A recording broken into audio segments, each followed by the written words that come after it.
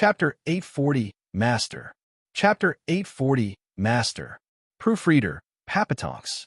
Knowing the result, Xiao Yunshan was ready to get some distance, since any choice Shuofan made would give him this chance he would get away from the brat, and then use the huge sword energy to gain the upper hand. Shuofan's savage right hand once again came into play, out of his expectations. The guy was determined to block the sword while having a weird grin on his face. Xiao Yunshan was uneasy, watching as the sword energy and the right hand made contact. The attack went through Shuofan, tearing him to pieces, and then to nothing. Xiao Yunshan rushed to move away, looking puzzled. What's going on here? His punch should block my heaven-reaching sword, so why didn't it now? He was destroyed in a second. Did he use up all his energy? Xiao Yunshan looked around to see the audience was overjoyed. High Venerable is amazing. He killed the kid in an instant. That's our heaven-trailing sex guardian. As long as High Venerable is around, heaven-trailing sect fears no one. High Venerable has grown again. A blessing for our sect, huh? Ren Xiaoyan bobbed his head in total agreement. It felt off how Shuofan got done in just now, but it also made sense in a way. The first time Shuofan blocked High Venerable's attack, he had time to prepare and inspect it. Even so, it was still tough. But now, High Venerable having unleashed the same destructive attacks so close, Shuofan had a lapse in attention that proved to be fatal. Death would come from just one strike in a battle of experts. Xiao Yunshan was in total disagreement. Having witnessed Shuo's calm and weird smile, he knew for a fact that wasn't a suicidal one. Xiao Yunshan felt uneasy when he recalled it, and his feeling only grew stronger. High Venerable is amazing. Sir has earned the greatest merit in fighting off the enemy attack. Please receive my and all our elders' respect. Barely getting on his feet, Ren Xiaoyan looked grave, giving Xiao Yunshan a deep bow, with the rest following after him, giving an annoyed wave. Xiao Yunshan was feeling restless. Whoosh! A sharp cry came from behind, followed by an icy bloodthirst. Startled, he looked back to see a pitch-black blade in his face, caught by surprise. Xiao Yunshan worked on instinct, raising 2 fingers to stab with Yuan Qi. The fingers flew before Xiao Yunshan. Seeing Shuofan's weird grin in front of him, Xiao Yunshan, you got soft. Xiao Yunshan's brow shook, feeling pain from below. What he saw made him sigh. He had ended up just like the other soul harmony experts. Cut in 2, the black sword had cut through his belly and his soul, double Dragon Manor's divine weapon, vaulting sword. Xiao Yunshan had blood coming from his mouth, yet he looked quite calm. Shuofan nodded. You're going about what killed you when you're already dead. Ha ha, of course, since the heaven-reaching sword was gleaned while training in Double Dragon Manor. I had the chance to stand 100 meters from this divine weapon and sense its aura. While I don't know its current aura, I can tell it from its appearance. Xiao Yunshan smiled. My skill can block any spiritual weapon for some time, with just this divine weapon able to cut it. Shuofan said, your power and heart are high, and I wouldn't have one if not for trickery. You know, ordinary soul harmony expert. I didn't want to kill you either, but you're shielding heaven-trailing sect and have killed my master. I can never let you go. Ha, I know that as well. Xiao Yunshan smiled. I shouldn't fight you as you're my old friend's disciple, but with your strength and coming to destroy my sect, I had to do it to avoid its demise. We each have our reason to kill the other, just that you came out on top and I lost. That's all there is to it. Though I'm curious about one thing. What just happened? Sensing he was close to the end, Shuofan humored him. I have a lot of great skills, and one of them is capable of setting up a space and creating an illusion. What you have cut was just my illusion while I hid in that space. I waited for you to be consumed by this strange event and struck when your guard was down. I see.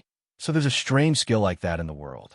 Xiao Yunshan looked white, looking at Shuofan through a haze. Such a skill had never been seen in Western lands. I'm sure that the whole world hasn't one user, especially that old man. Although he said you're his disciple, who is your true master? Shuofan pondered his hopeful gaze. Elder Yuan is my master in Tao that I respect and admire, while the master that passed on his skills to me is someone else. He is a reclusive expert. I don't know if he's dead or alive, but I'm sure he's very strong, stronger than anyone in these lands. already in the Genesis stage. Everything is nothing more than an ant to him. He's better than the Central Area's invincible sword. Invincible? Humph! Only an ignorant fool would call himself that. Zhuo Fan mocked.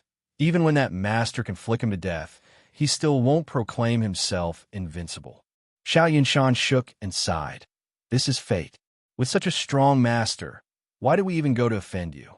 Even if you die, your master would come for revenge. Western lands wouldn't be able to stop him, and the sect would perish. I had given my all and have no regrets. Old man, I lost your disciple. You should rest now. Spewing blood, Xiao Yinshan's eyes lost their light as he fell. High Venerable. The elders below were shocked. Their protector, High Venerable, was dead. Everyone was by themselves with fear as they watched the lone figure in the air. How could they let Xie Wui's twisted words entice them and bring about such calamity? Zhuo Fan looked coldly at the body on the ground and sighed. None of them wanted to fight, but their position made it impossible to avoid a clash. Life is so frustrating. After this frustration, what he loved the most was sending these bastards to hell. Zhuo Fan's eyes shone and turned on Rin Xiaoyan's group with a twisted smile. The victims shook in terror.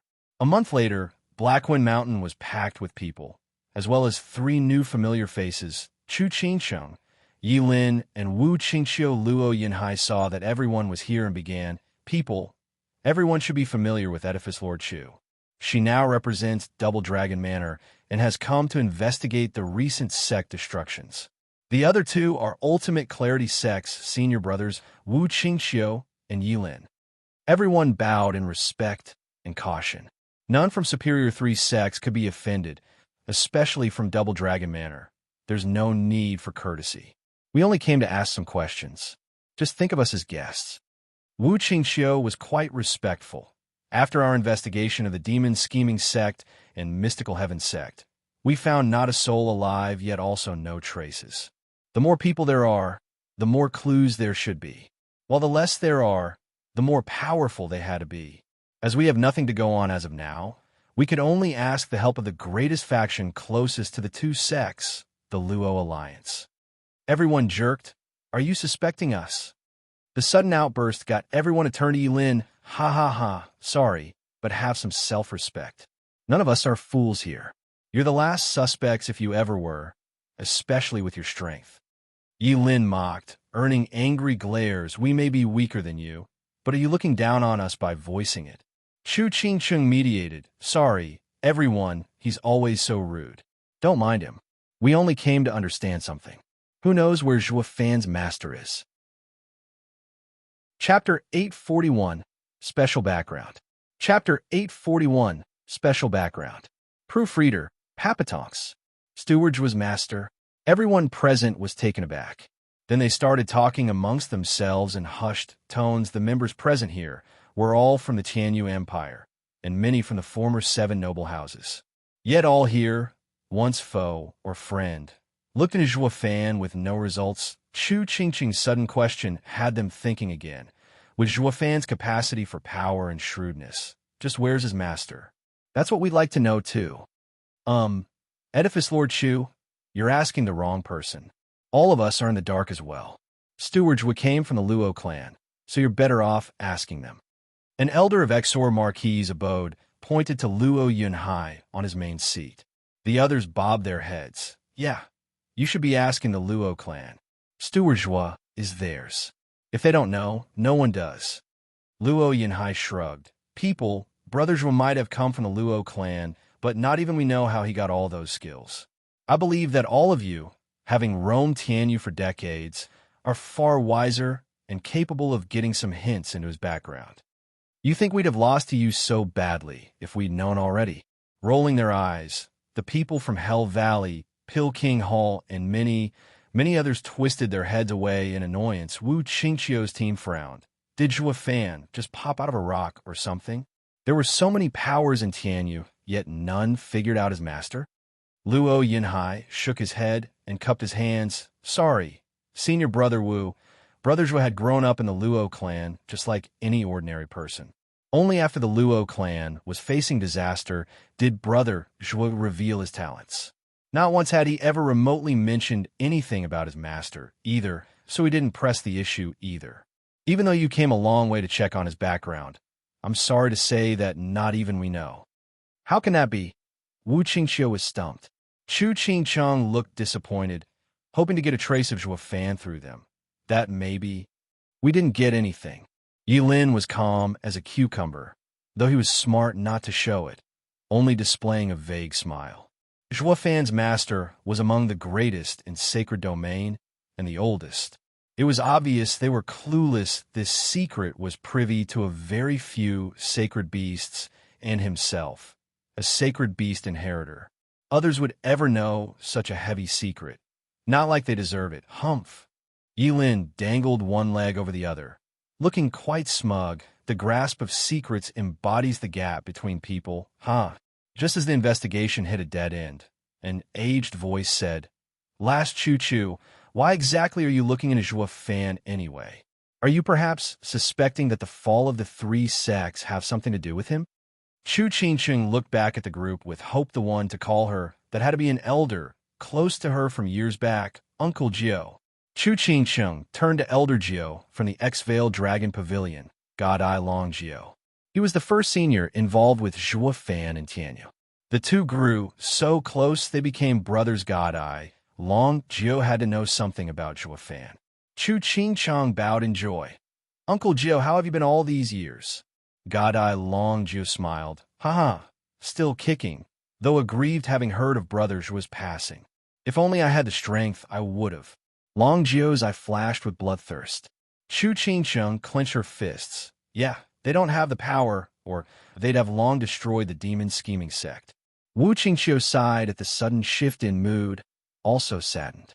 As a member of the investigation team, he didn't come to incite revenge, though. So he bowed.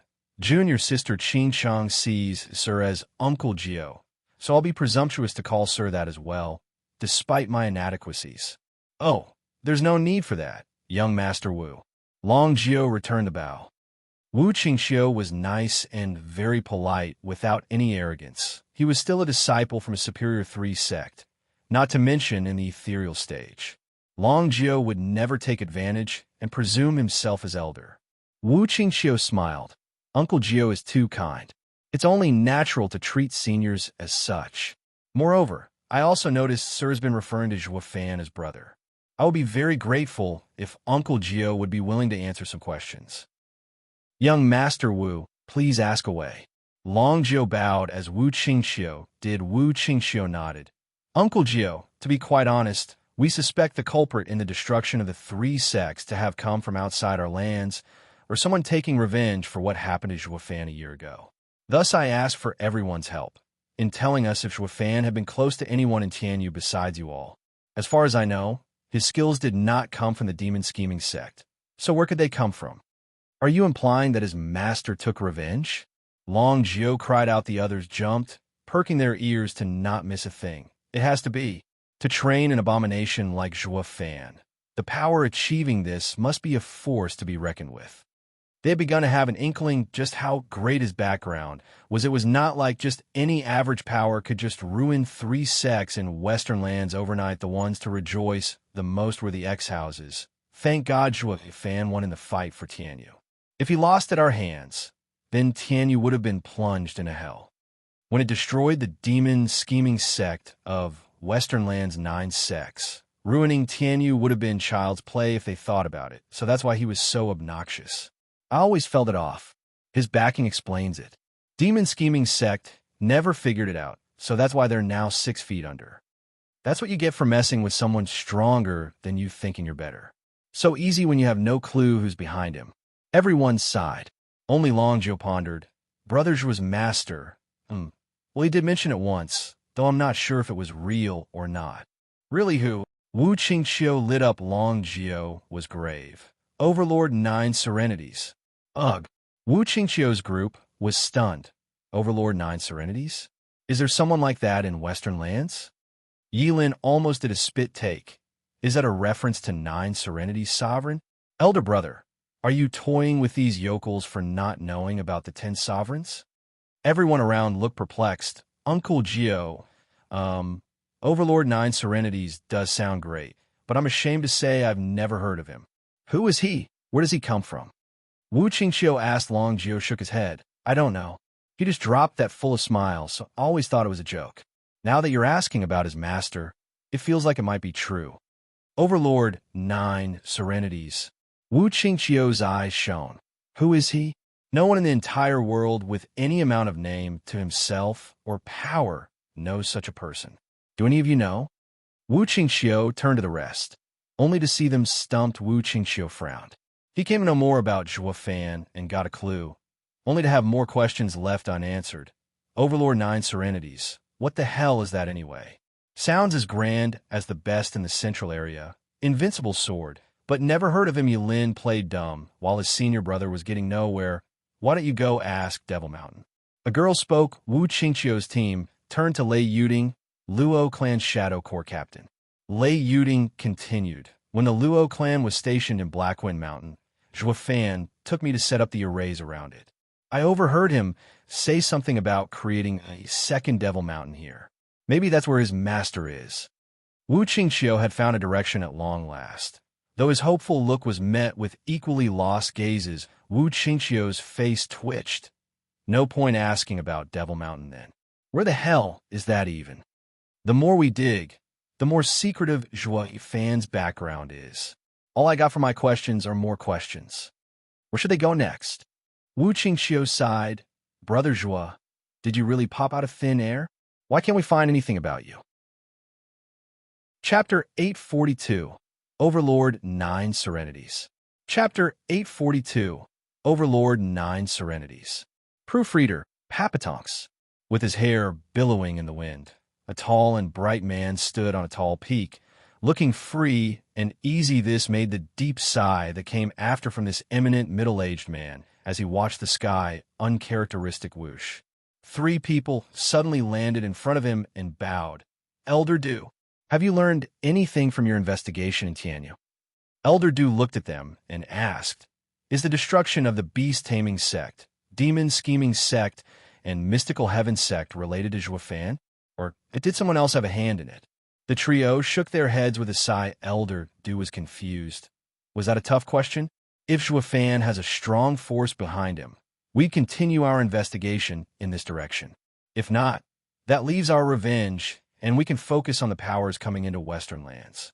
This may very well be the first time Western lands has been assaulted and requires the Exalted's full attention in looking into the 3 areas.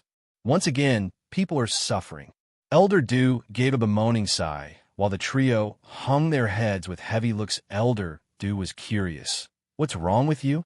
Just what did you find? Elder Du, we have found something about Zhuo Fan's background. Although Wu Qingqiu hesitated, Luo clan, his home in Tianyu, has now gathered many clans and formed the Luo Alliance. Their growth is swift, beyond anything a small nation could become. It's steadily heading towards becoming a top empire.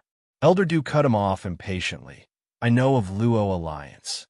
No matter how fast it grows, it's nowhere near capable of destroying even the weakest sect of Western lands, especially not without some noise.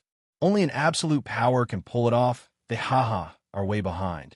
They may have the motive, but since they lack the power, they've been ruled out. Now, is there any other power? Well, there might possibly be just one. The trio exchanged looks, and Wu Qingqiu hesitated. Elder Du found it strange. Wu Qingqiu, you're always calm and collected about everything, so why are you dawdling? Speak up, what did you find? Elder Du, have you heard of Devil Mountain or Overlord Nine Serenities? Wu Qingqiu probed. Elder Du asked, where is that supposed to be? Who's Overlord Nine Serenities? I just knew Sir hadn't heard of them either. You think I know every damn name in the vast Western lands? You think I have time to learn some nobody's name? Elder Du huffed. Wu Qingqiu sighed. If only he were a nobody. The master of Double Dragon Gathering's best disciple, Zhuo Fan, is Overlord Nine Serenities from Devil Mountain. Being the master of the future best in Western lands can't be said to be a nobody in some way. You're saying he taught Zhuo Fan? Elder Du turned solemn. Since Zhuofan had always been showing remarkable and bizarre skills, some of the likes Western lands has never seen, then the master has to be just as monstrous. But the name and location. Elder Du frowned. While the trio waited for him to come up with a response as he was racking his brain, an elder and 3 familiar figures came over. Yin Mo, Wen Tao, and Xie Tianshang Double Dragon Manor had formed 3 investigation teams. Chu Qingqing's went to Tianyu to look into Zhuofan's Avenger, while Yin Mo's checked out Beast Taming Sect side. In Xuanrong, the Beast Taming Sect was the only one unrelated to Zhuofan.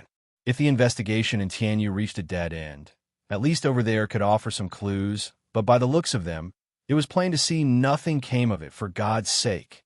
What kind of ridiculous power did the attackers on the Beast Taming Sect have? It's too crafty. There's not a trace left in the Beast Taming Sect, with the entire Xuanrong being clueless as well. The Imperial capital had lost a large part of Imperial members overnight, yet none was the wiser. This definitely stinks. The fat elder shook his head while whining about his lack of results. Chu Qingqing bowed. Greetings, Elder O. It's fine. Ugh, so damn annoying. Elder O waved her off while still whining. Yenemo sighed. What a waste of time. The culprit left not one damn thing behind, none. I'm really starting to think a Western lands outsider did this. Wu Qingxiu frowned. Besides outside influence, the only viable suspect would be Zhuofan's Avenger, though his investigation had hit a snag. Alas, they had let the clues slip right through their fingers. Zhuofan had wiped Beast Taming Sect and Demon Scheming Sect from this world, down to the last soul while none saw him, though he did leave a trail in Xuanrong's Imperial capital. They just had to look closer, and they'd have caught a glimpse of Zhuofan's ghost appearing among mortals, though the Xuanrong Emperor censored anything related to him in the Imperial capital right after he didn't fear Zhuofan being found out, but that the destruction of the Beast Taming Sect had something to do with his clan. Earning the ire of Beast Taming Sect's elders, it was best keeping a scandal in the family, or they might even be overthrown if word got out they were involved. Xuanrong Emperor covered for Zhuofan, but more for his scandal since there was common interest with all of Xuanrong tight-lipped. Yin Mo's team had no success. Old Du, what are you mumbling about? Can I even get a hello? Elder O saw Elder Du pensive and found it odd. Elder Du said, Old O, ever heard of Devil Mountain or an expert calling himself Overlord 9 Serenities in all your years roaming the Western lands? Where did you hear that taunting title? Elder O asked. Anyone calling himself Overlord 9 Serenities is asking for it. He'd be thrashed the minute one was foolish enough to utter it.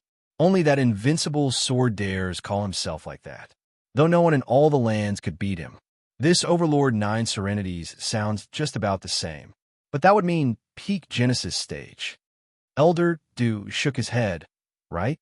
If Overlord 9 Serenities is so powerful, he'll be a calamity upon Western lands. We can't go looking into this case any longer.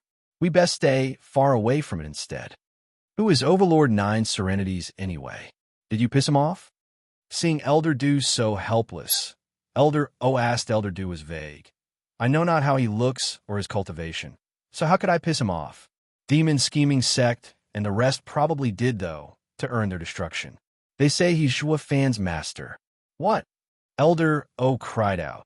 You're telling me that his master destroyed sects out of revenge for his disciple? Just who is Overlord 9 Serenities? How strong is he? I don't recall any in Western, the whole world bearing that title. Elder Du sighed. I know that, but to call himself such, he can't be a pushover. You said it yourself. To use such a taunting title, he had to be able to back it up. What's most important is that he's Zhuofan's master. With a disciple such a monster, what would that make the master? This clears things up. Elder O spoke firmly. This is a classic case of revenge by annihilating sections. Demon Scheming Sect and Mystical Heaven Sect are done, for which means the next is Heaven Trailing Sect. Everyone cried out, but Heaven Trailing Sect isn't a lower 3 sect like the others. It has a dozen soul harmony experts and the renowned Heaven Trailing Sword with his heaven-reaching sword protecting it. Taking it out will be harder. Elder Do analyzed, the others nodded, with Elder O looking tense. However, if that Overlord 9 Serenities is in Genesis stage, as we surmised. Elder Do's heart sank, and his face was hard. Shui Rua's team, led by our Elder, rushed over, shouting, "This is bad. We went to check Heaven Trailing Sect, only to find that the entire sect is destroyed, just like the others." What? Chapter 843, Dragon Breath Pills Power. Chapter 843, Dragon Breath Pills Power. Proofreader, Papatonks. Whoosh. With the breaking news of Heaven Trailing Sect destruction, the three teams now trailed the sunny skies at full speed to reach Universal Righteous Sect. Old Do, if Overlord 9 Serenities wants revenge, then the next target is definitely the Universal Righteous Sect. Elder O said, as the two flew shoulder to shoulder. Elder Do nodded with a frown. Wu Qingxiu spoke up at this point. Universal Righteous Sect is a Superior 3 sect, with many Genesis stage cultivators, not like the previous two categories. I just can't see how it's possible for it to end up the same as the others. Child, you're too young, having yet to witness true experts. Elder O sighed. You must have heard by now of Danxing Shun trampling on the 10 sections. Did you think he wasn't strong enough to destroy one? Even a Superior 3 sect? Humph, it was Westernland's rules that stopped him. He's part of Westernlands after all. But this Overlord 9 Serenities is ready to kill down to the last soul to take revenge for his disciple. Coupled with Danxing Shun's strength, then a puny Universal Righteous Sect stands no chance at all. In front of true and ultimate power, a sect is nothing more than a house of cards, left to be stomped under his foot at his whim. Elder O's eyes flashed with a deep look. Fearful of such display of raw force, Wu Qingxiu shuddered and nodded. Yanemo mocked. Elder O, since he's so mighty, with even a Superior 3 sect worthless, won't that makes us small fries? No, as we represent Double Dragon Manor, someone with the authority to move all of Westernland's forces.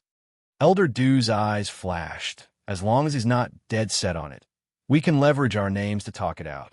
Not just anyone is willing to become a public enemy of the entire Westernlands. Not even Danxing Shun of old. And if he is dead set on revenge, well, Yanemo asked, to which Elder Do sighed, then it'll be his second invincible sword. Invincible sword? Yes, going by his rumored strength, he alone has the capacity to fight an area's entire force. Elder Do spoke heavily. Only with the alliance made up of the other 4 areas could we stop his advance. However, now he has reached peak Genesis stage, from which he can't advance an inch. If there was a stage beyond Genesis stage, he'd have achieved it with his talent, becoming the undisputed strongest man in the world. His invincible title is warranted. The others grew tense at the revelation. Yi Lin's eyes flickered with the flames of battle. The only reason Invincible Sword was stuck at that level was because the mortal domain had a limit imposed on it. Though how did he train to reach such great power then? I wonder who'd win if I'd reached Genesis stage, a sacred beast inheritor or a mere human. The thirst for battle thrummed in Yi Lin's heart, surging like a volcano. Look, we're almost at the Universal Righteous Sect. Elder Do pointed in the distance at a verdant forest. Let's hurry up. Boom! An explosion of fire like no other erupted and drowned his words. The golden inferno rose beyond the clouds. Like it had swallowed the heavens, the heat wave came next, slamming into them like a hammer. The 3 elders cried out, "Protect the disciples!" The elders unleashed their Yuan Qi, and with the world's power, they formed a shield in front. It proved to be of no use, as a shockwave came and blew it to pieces. It attacked the elders and forced them to spew blood. Before sending them flying, the next were the disciples, faring no better, spilling blood from their mouths, and falling unconscious. An hour had to pass for them to come to. But what they were seeing was nothing their tiny minds could prepare them of. The devastation for thousands upon thousands of miles. Not a blade of grass grew. Any sign to indicate a lush and verdant forest once grew here was now gone, replaced by ashes and burning soot. Elder Do spat blood once more. What the hell is this? WY is, there's nothing left. We must have arrived just as the explosion happened. But for even we in the Genesis stage to suffer such heavy wounds, I can only dread what power it has at its epicenter. Elder O got up on shaky legs, his words waking everyone up. Right, the universal righteous sect was just there. Then, looking ahead, all they saw were golden flames billowing higher and higher. Its searing hit burning on their skin, so strong it evaporated the blood they just spilled. It worked on their bodies as well, baking them alive and drying them up in just 15 minutes. Chu Qingsheng found this view eerily familiar. Her eyes filled with tears as she muttered, Zijua Fan. What? The elders jerked. Qingsheng, what are you saying? Chu Qingsheng sobbed. On the day of Zhua Fan's death, the same inferno happened, spreading for 500 miles, taking even his body. This fire may be much stronger, but I'll never forget such flames. The elders looked at each other in realization. Junior brother, this fire feels similar to yours. Wu Qingxiu asked Yi Lin, rolling his eyes. Yi Lin huffed. Senior brother, are you mocking me? This is far more powerful and concentrated. If I had this in the Double Dragon gathering, I wouldn't have lost. Really? Wu Qingxiu eyed him. Still suspicious Yi Lin was faking it on purpose. Of all the natural golden flames in the world, he knew only one that held such unbridled power, decimating dragon ancestors, decimating golden flame. As to how it ended up here, he was positive Zhua Fan got a dragon breath pill from the dragon ancestor. Elder brother, what a waste of a dragon breath pill to use it here. He knew the dragon breath pill Zhua Fan got was a sacred beast's strongest attack. That thing he used was a mere toy. Throwing such a dragon breath pill around the mortal domain was like burning ants, an utter waste. Yi Lin sighed inside. That's supposed to be used to save yourself, not get revenge. Let's see what exactly happened. The elders nodded with grave looks. They all knew the universal righteous sect had been wiped out, but an investigation still had to take place. The three elders carried their damaged bodies as they led the disciples towards the inferno. Zhua Fan was walking away from the blaze in a black robe, and with a smile on his face. Dragon breath pill is the best.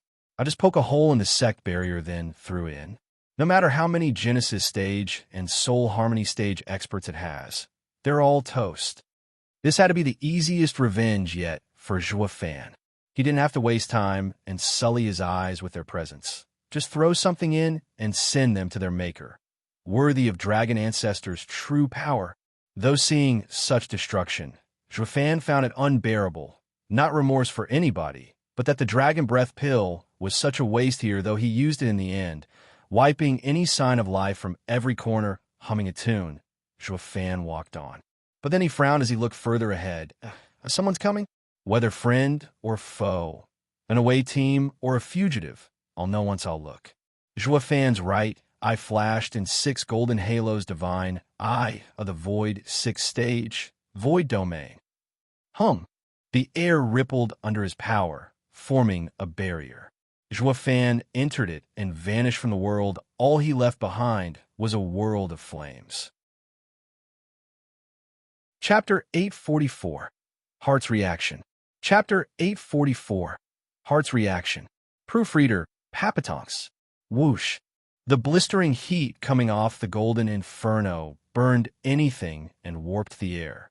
Chu Qingsheng and the other teams from Double Dragon Manor soon arrived, where no living being could survive. Even the Genesis stage elders were feeling the hot air burning their throats. To say nothing of the disciples, they all looked pained and panting for breath, like staying here any longer would directly sap their life. For God's sake, how can a human do this?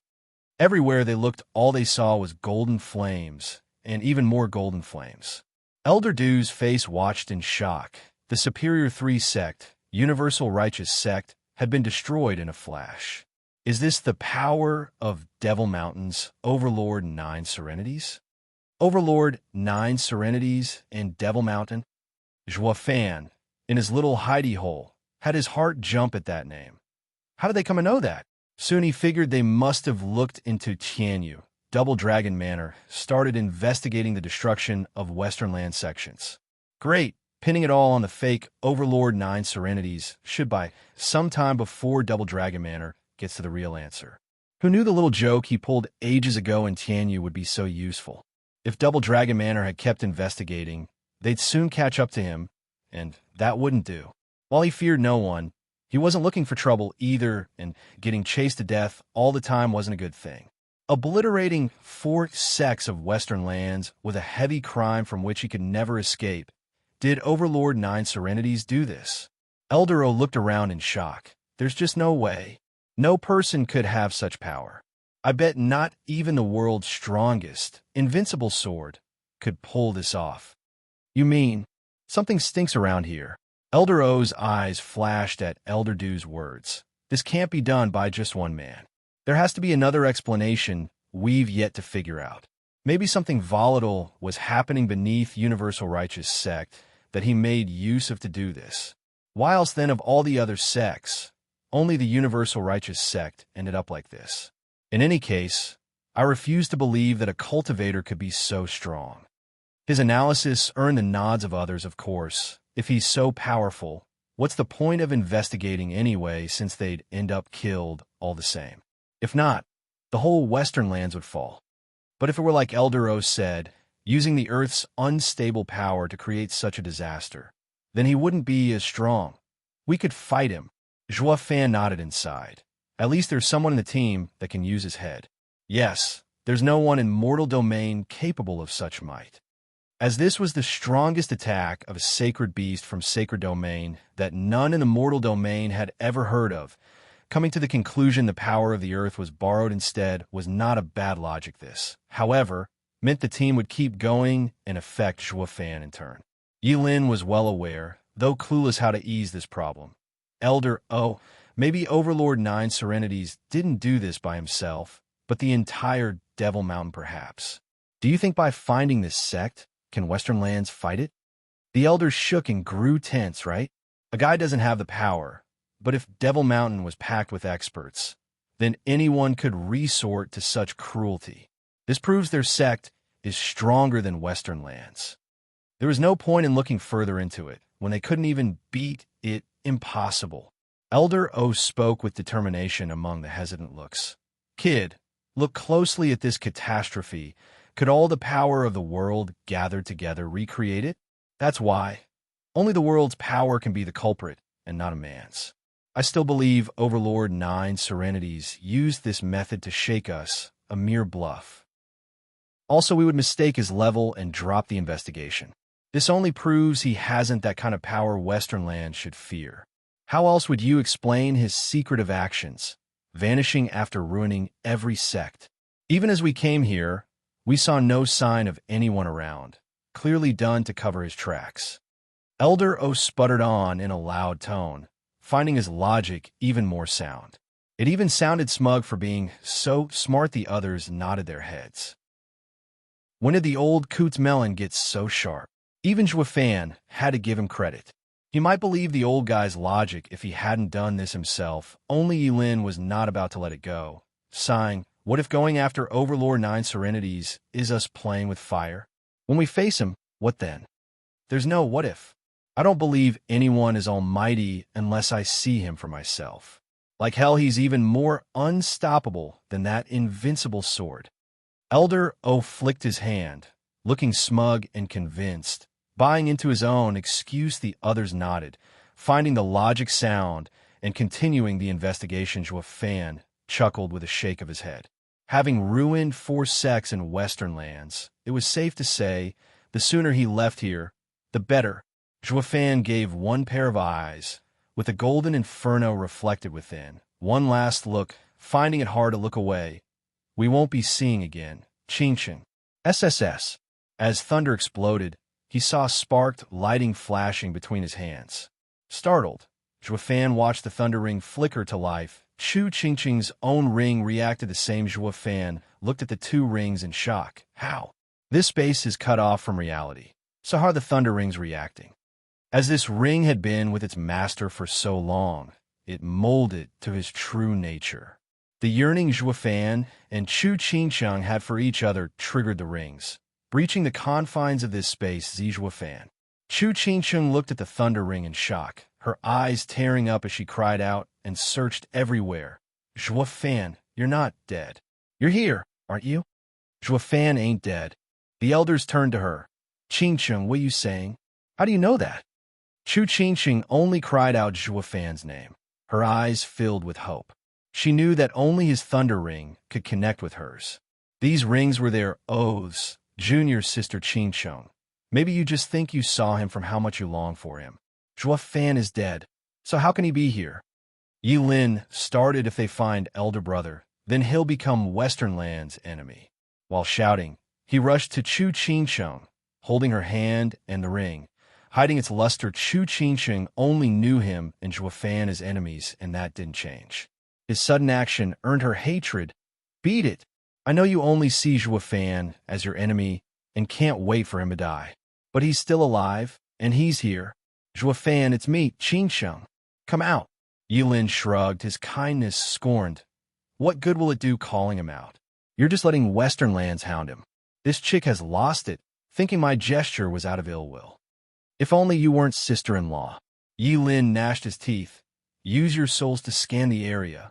The elders immediately started looking around for any signs, but all they sensed was the searing heat. The three elders shook their heads, sighing at Chu Qingcheng's frantic cries. Is this how an excellent disciple fell into darkness by the loss of her husband? Chapter 845, Scared to Death. Chapter 845, Scared to Death. Proofreader, Papatonks. Qingcheng, don't do this. Fan's gone. He's not here.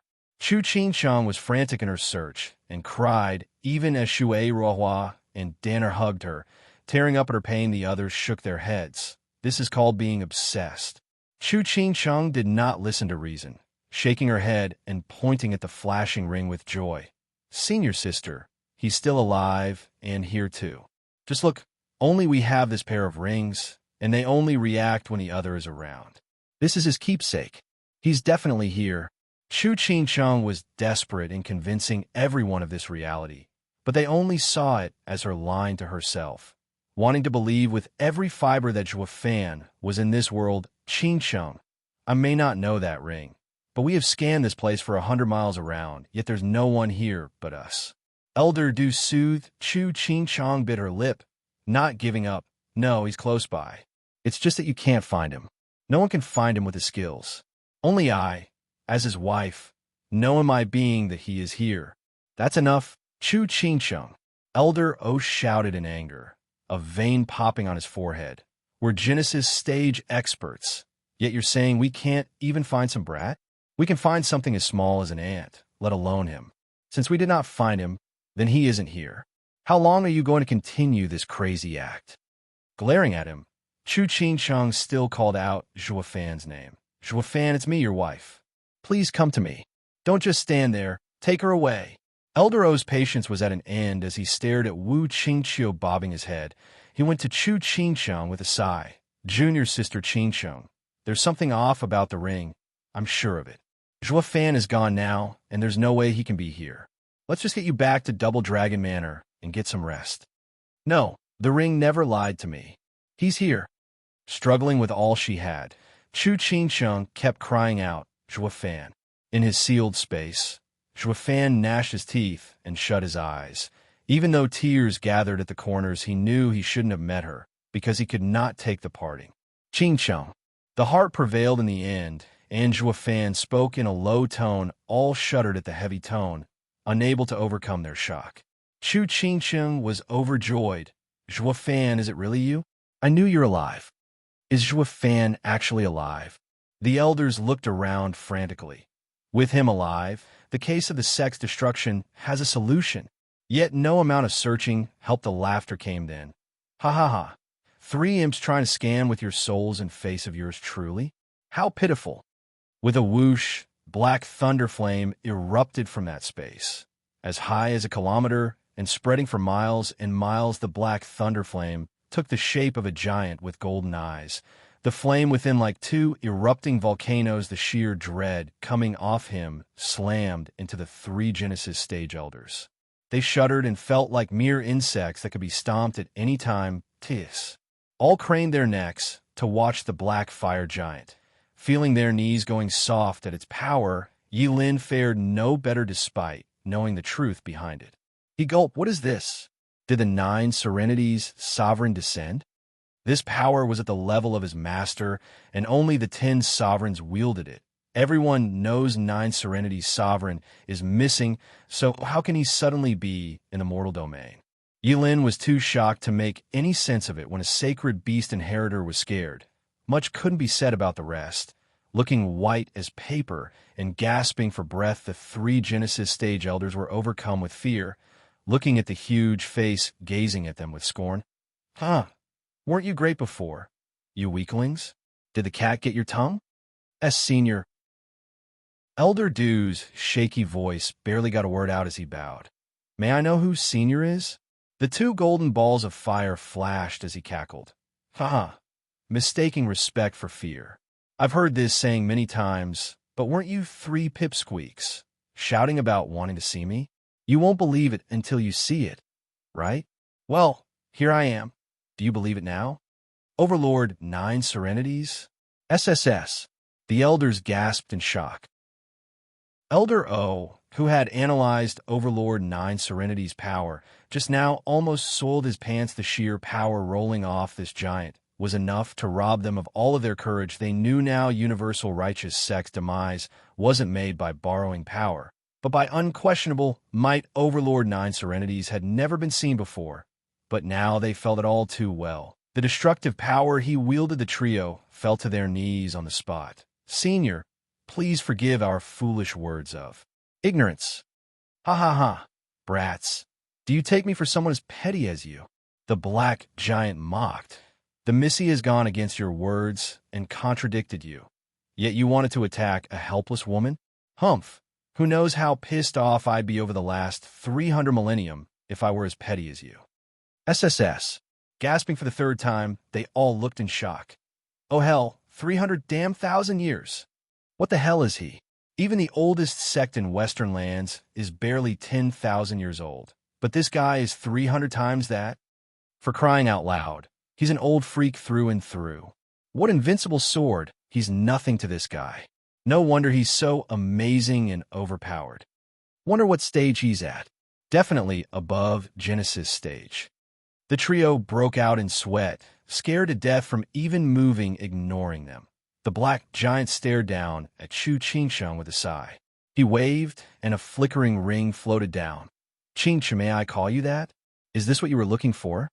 The ring rested in Chu Qingsheng's palm, staring at the keepsake belonging to Zhuo Fan.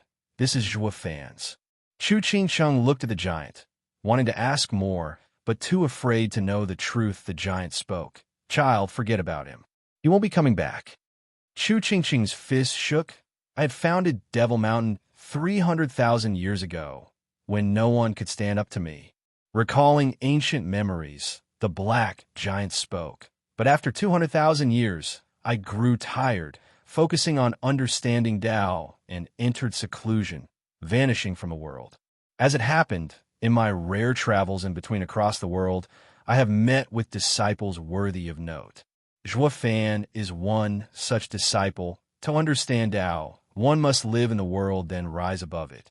Most disciples do not roam the lands, but Zhuo Fan was still young, and so I let him go before taking him back to dwell on the experiences. I thought the skills I passed on to him were enough to safeguard him.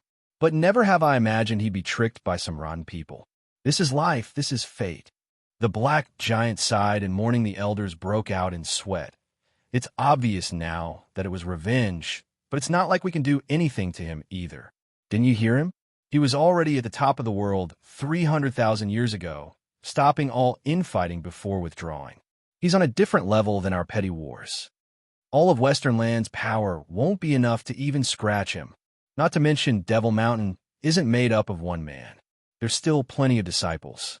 If they come out, what would happen to the world? The elders were scared to death. Looking into this case any further would poke the hornet's nest. Not even the invincible sword would be so stupid. Chapter 846, Consideration. Chapter 846, Consideration. Proofreader, Papatonks. But Senior, I've seen the same fire when Zhuo Fan died that I see today.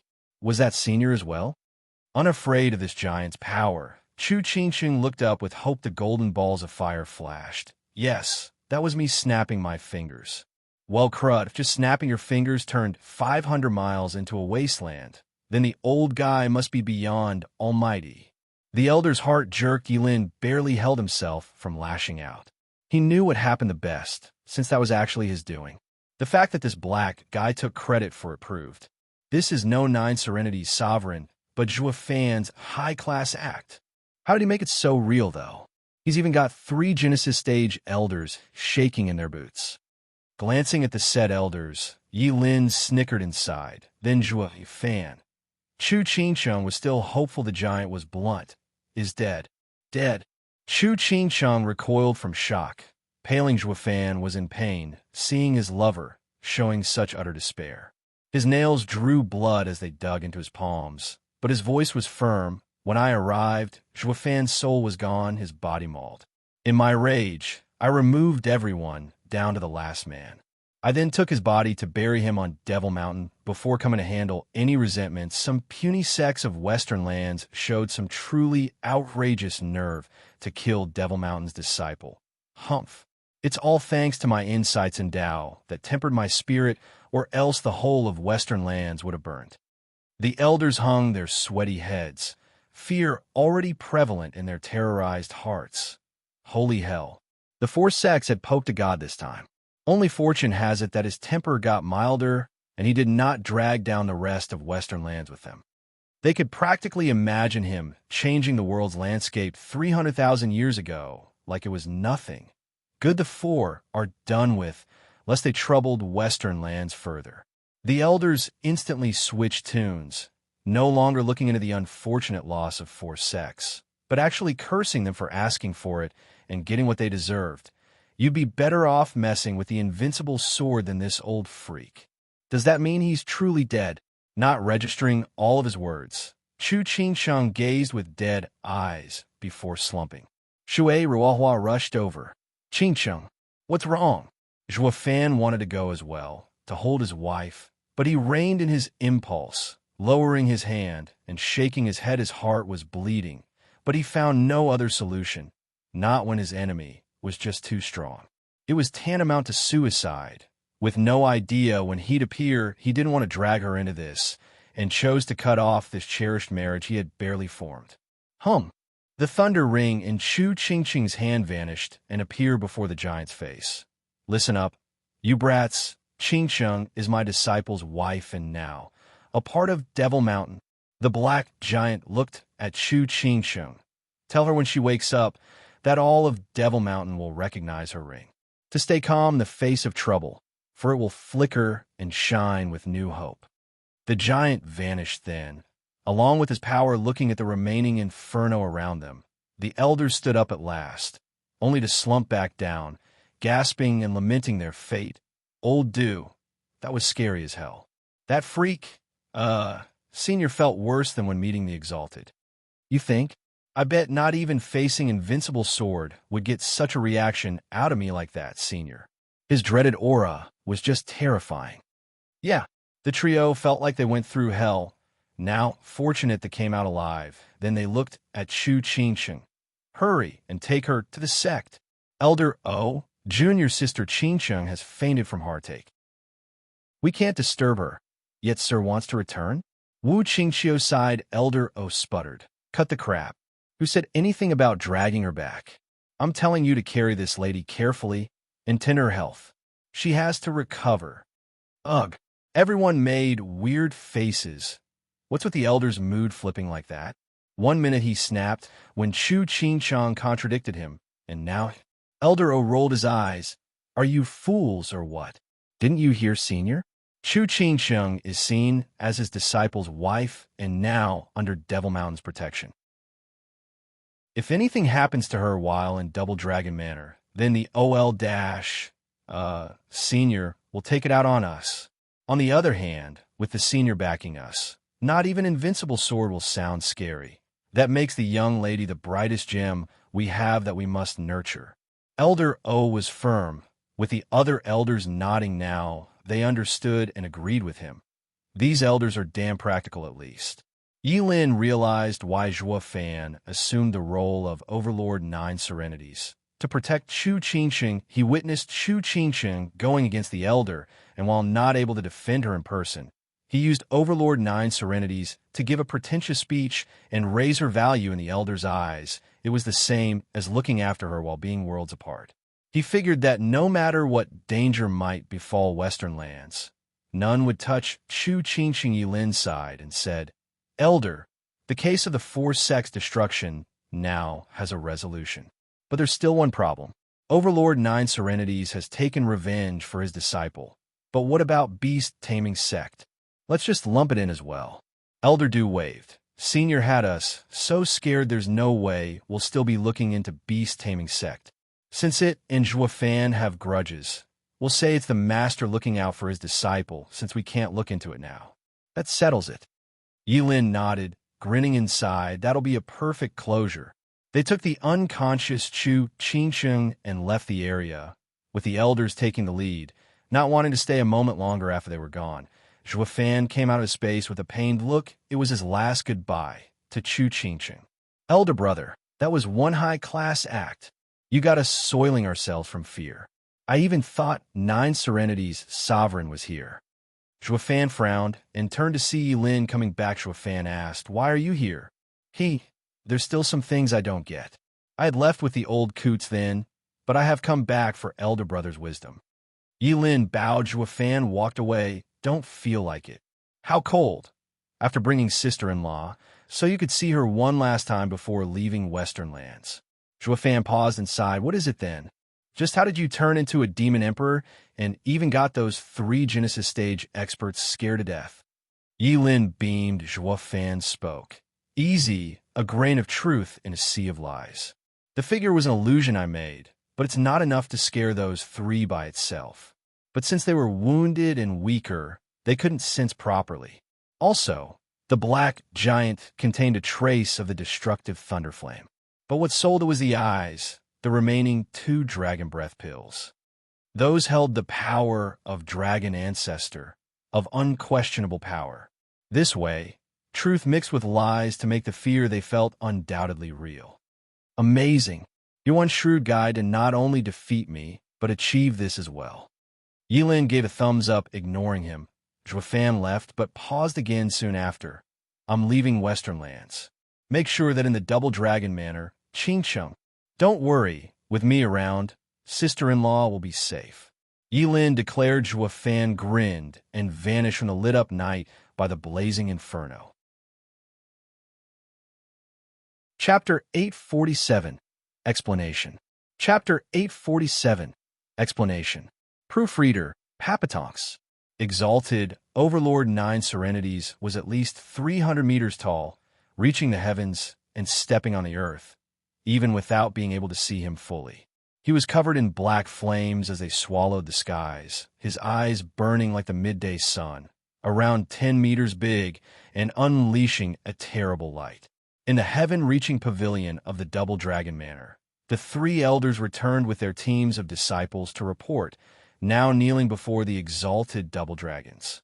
The fear had yet to recede from their features ever since that encounter. The exalted looked at them, then at each other with dumb looks. Exalted He Ran was astonished, finding it hard to speak. 300 meters tall, with eyes as big as 10 meters. You call that a man? Ugh.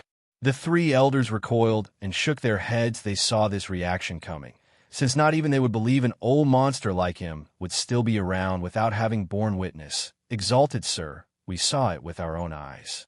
We'd never lie about this. Sirs can ask the kids too. They were there as well, under the expert's overbearing aura." Elder O sighed. "We saw the universal righteous sect being razed to the ground, replaced by a scorching inferno. The senior's power is beyond anything we know, a true monster cultivating for 300,000 years. There may not even be anyone to challenge him in the world, not even Invincible Sword. However, Devil Mountain has secluded itself, with its disciples no longer roaming the lands. If such an ancient and outstanding sect would have stayed around, that Invincible Sword wouldn't even have had the chance to show himself." The exalted were skeptical still. This was a tough pill to swallow. How can the world hide such an overbearing existence? But seeing the group so flustered and honest, then recalling Zhuo Fan's obscene power, the one to teach him had to be a freak in itself, the Exalted shared a nod, choosing to trust it somewhat that Overlord Nine Serenities might not be such a literal giant, since there were skills to make one look big, though he had a giant's power to shake 3 Genesis stage experts like nothing that made looking further into Devil Mountain's vendetta a complex issue now that was better put off. No one wanted to kick the hornet's nest. Exalted Hay Ran waved his hand. Since no other area is behind this incident, it shouldn't affect Western lands, so we'll let it go for now. With 5 sects gone, they were asking for it to be destroyed by messing with the wrong man. We don't need to stir it further and plunge Western lands into more mess either. Elder Do, inform every sect of this, that it was not a conflict with another area. You're also to warn them to keep to themselves and not run amok. Who knows if there isn't a second Devil Mountain out there? Yes, sir, I'll be right on it. Elder Do bowed and withdrew. Exalted by May frowned. So the 5 sects killed themselves through their actions, but what are we to do now about the empty seats? With the Western lands so vast, with just 4 out of 9 remaining, it will leave a great vacuum across the board. It may even prove to be a weakness for others to exploit. Exalted Hay Ran sighed. We can't touch Devil Mountain, but now Western lands has suffered heavy losses, affecting its stability. The people below sighed as well. It wasn't as simple as having Western lands' power cut short with the loss of those sects, but also its control over it.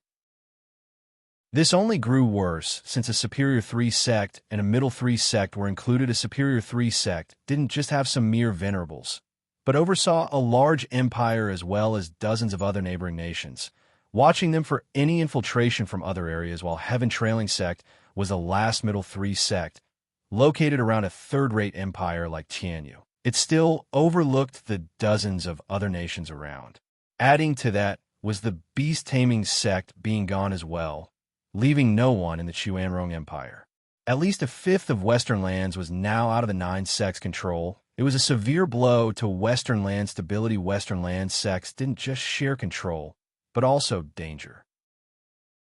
The chances were high that the central area might take advantage of this breach. Crushing Western land's force like nothing as it invaded this was the Exalted's greatest fear. Elder O pondered before speaking.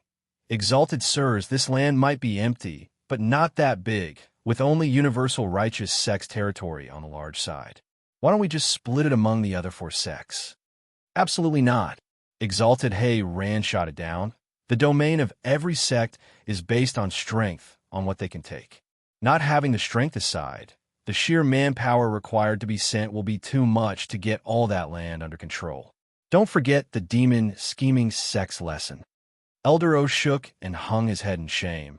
How could I forget such a crucial point? The 9 sects had stabilized the Western lands, but that was due to their hostility among each other and not unity.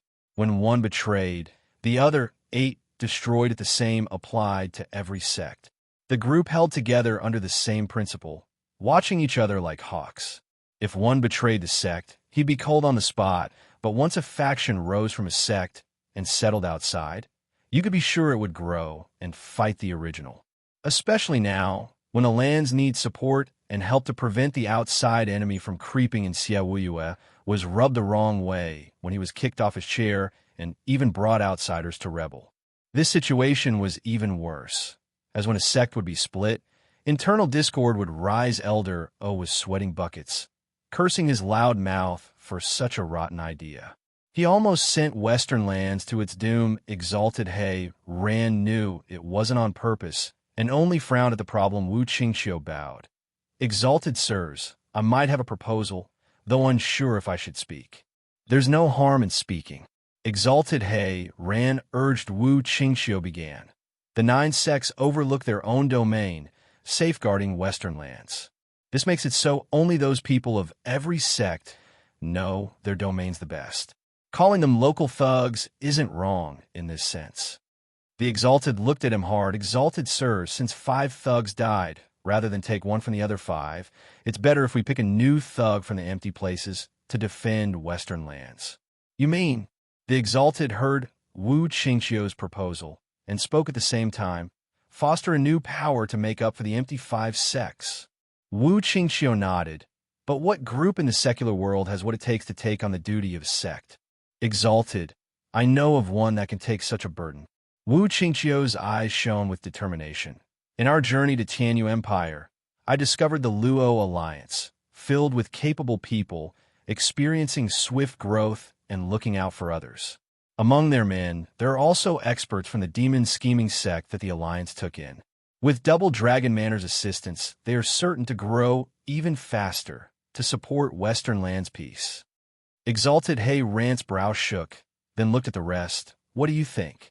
Agreed, agreed, agreed. Yilin, Yin Mo, Wen Tao, and the other disciples spoke together. The Exalted were curious about this. What's their connection to Luo Alliance to side with it? Then again, since the Luo Alliance could gain such outstanding geniuses' favor, it shows it's capable. Exalted He Rand turned to Elder O. Look into it, see if they are worthy, and help them. This shall be Western Land's fortune. Yes, sir. Elder O bowed and carried the order. The meeting went through some minor matters before ending. Wu Qingqiu and the disciple flew for a waterfall when he smiled. Having secured the Luo clan a seat among the sects, brothers with spirit should be pleased in heaven. I don't know about that, just that I can't let my rival down. Yin Mo sighed and shook his head. Let's tell Chu Qingsheng the news as well. It should help her ease her sadness. Hard to tell. She doesn't look like the type to chase glory. Yilin sighed. Yin Mo smirked. Hey, Chu Qingsheng doesn't like you much, so what are you doing coming as well? Her not wanting to see me is one thing, and another for me to go to her. What's it to you anyway? Yilin huffed. Wu Qingqiu chuckled. Don't fight now, we're here. The group landed in an elegant yard around a clear pond. They were only greeted by Shui Rahua and Danner, looking lost and scared. What's wrong? Wu Qingqiu rushed over and then froze. A graceful figure leaned on the bed with a heartbroken look, her silver hair fluttering in the breeze coming from the window. Chapter 848, Back to Allbeast Mountain Range. Chapter 848, Back to Allbeast Mountain Range. Proofreader, Papatonks. Shriek. Roar. The howls and cries of animals of all kinds shook the forest. The densest area in the Tianyu Empire, while also the most dangerous, was Allbeast Mountain Range. Any average person setting foot in it was tantamount to suicide, with even the stronger ones not faring any better. Going deeper, rumor had it that the range held some true supreme beasts that no cultivator could defeat or escape its claws over the ages. It gave this range the thickest air of mystery humanity had yet to unravel, even though people trekked it now and then, or maybe there had been some, only to never escape its domain. With the truth now, though, a man in a black robe was walking casually deeper in, with only the spiritual beasts howling and growling as company. In the end, there were always some ignorant beasts baring their fangs and pouncing on a man's flesh. One got pretty close to him, but the spiritual beast's eyes blanked out, slumping dead. The man, though, went on without a care. His smile, of all of a sudden weird intruder, stirred up all the spiritual beasts in the Allbeast Mountain Range. Some savage ones scrounged up their courage to challenge this interloper, only to fare no better than the first foolish creature. It went all the way to the 6th level spiritual beasts. Only after 3 7th-grade spiritual beasts fell dead at his feet did the beasts of Allbeast Mountain Range finally know fear and the demonic power of this man. As if on cue, the beasts scattered, the birds fled, leaving no one but the interloper in this wild environment. Finally, with no beast around to growl, the Allbeast Mountain Range's true king descended. Who are you? How dare you venture deep into the Allbeast Mountain Range? With a reverberating roar, the man looked up, and the huge shadow bearing down on him, a 3-headed bird, looked at him in fury. On its forehead was an azure flame, flickering around, snickering. The man said, 3-headed crow, it's been a while. You know me? The 3-headed crow started. The man in black lifted his head and showed his smile. Forgot me already? Remember when you took me and young Sanzi here to see Senior Kunpung? Sir, The three-headed crow was stunned, then landed with a bow. "Forgive me for not welcoming you, Sir Joie. You honor us with your presence. I only heard there was a human making a scene and was unaware it was you." Joie waved him off. "Haha, it's fine. I only came to see Kunpeng. Since you're here, take me there." "Well," the three-headed crow looked conflicted. "Sir Joie, 1,000 pardons, but I need to inform Master first of your sudden arrival. Please wait here for a moment. No beast will harm you with the Master's azure flame protecting you." Joie raised an eyebrow. Hearing the scorn, the three-headed crow sounded respectful, but it was just veiled mockery. What he meant by Master's azure flame protecting you was in fact telling him he was nothing without it. How else would you have had an easy time coming here? You'd have long been a spiritual beast meal by now. Don't get cocky. He's clearly mocking me for only coming here thanks to Kunpeng's power. He couldn't be more wrong. Joie squinted. "Three-headed crow, I've met Senior Kunpeng before, so why make it so hard? Just take me there." "Can't do.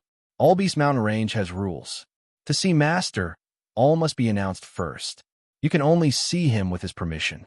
Master would otherwise punish me for bringing you unannounced." The three-head shook, his stance clear. Joie sighed. "That's such a waste, going back and forth when I'll meet the old guy anyway. How about this? You take me, and I'll take full responsibility. Just say that I forced you." "You..." The three-headed crow cracked up, his eyes shone with disdain. "Please, and here I thought humans have brains. Why sound so dumb then? I'm a great 9th-level spiritual beast, and you think you can force me? You'd have a better chance with any other spiritual beast, thanks to the azure flame, but that treasure won't work on me. I have it as well. Forcing me? What a joke, ha!" It was plain to Joie what he was thinking, so he smiled while his left eye shone with the black thunder flame, unleashing its dreaded aura.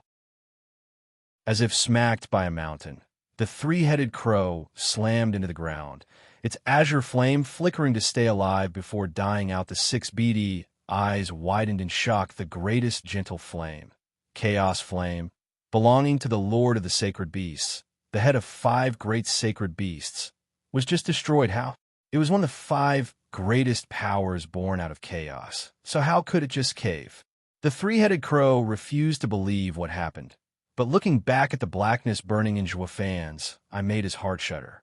It felt like staring death in the face. This human has the power to kill sacred beasts.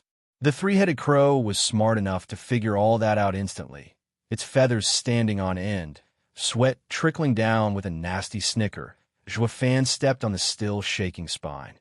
"Now you can raise your head high and declare to Kunpeng that I forced you." The head shook in fear. This overlord of the All-Beast Mountain Range, in the 9th level, was scared to death. "Then let's go." Joie's right eye closed, and the aura faded without terror seeping into its bones. The three-headed crow slowly got its feet under him and took flight without a peep, spreading its 500-mile-long wings as he flew to Kunpeng the man, and beast arrived in 15 minutes. The familiar cave appearing in view.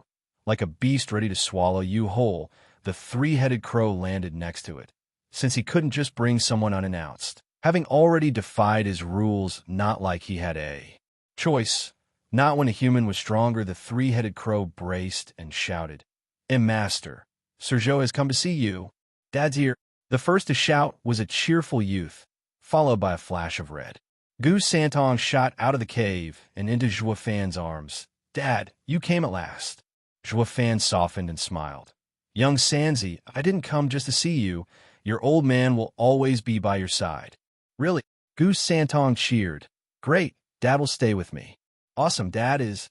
A bright laughter announced Kunpeng's buff body coming out as well. "Ha ha ha, brat, are you so free to see me? You didn't even drop a hint you're coming. I'd have sent the crow to bring you."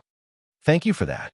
Joie nodded. Kunpeng sounded polite, but Joie read in his eyes a grudge. What kind of king has people coming and going as they please? Chapter 849. Things Changed. Chapter 849. Things Changed. Proofreader, Papatonks. Joie jumped down with Goose Santong in his arms and gently patted three-headed crow's warm plumage. Like a good pet he was. "Thanks for dropping me. You can go now. Ugh. Kunpeng's smile crumbled as his face shook. His cold eyes stared straight at the crow. With fury, three-headed crow was Kunpeng's subordinate. His right hand, obvious by the chaos flame he loaned as things stood now. Even this trusted aide went against him, bringing an outsider without his approval. To top it off, he listened to another's orders. If that wasn't betrayal, what was? Zhuo Fan had done it to undermine his authority, to poach his aide as the king of beasts. Anger was a given. Alas, Zhuo Fan was a distant guest that had yet to push things too far, not enough to warrant conflict. The same couldn't be said about the three-headed crow. He directed killing intent towards the crow. Releasing bloodlust, the three-headed crow shuddered, tearing up in fear as the three heads looked hurt. Master, it's not me. He made me. Not like Kunpeng would believe him. His mind was set on dealing with the three heads, and how he was going to vent. Senior Kunpeng, I've come too suddenly, and I'm imposing on you. I had forced the three-headed crow to take me before informing you. Do forgive me.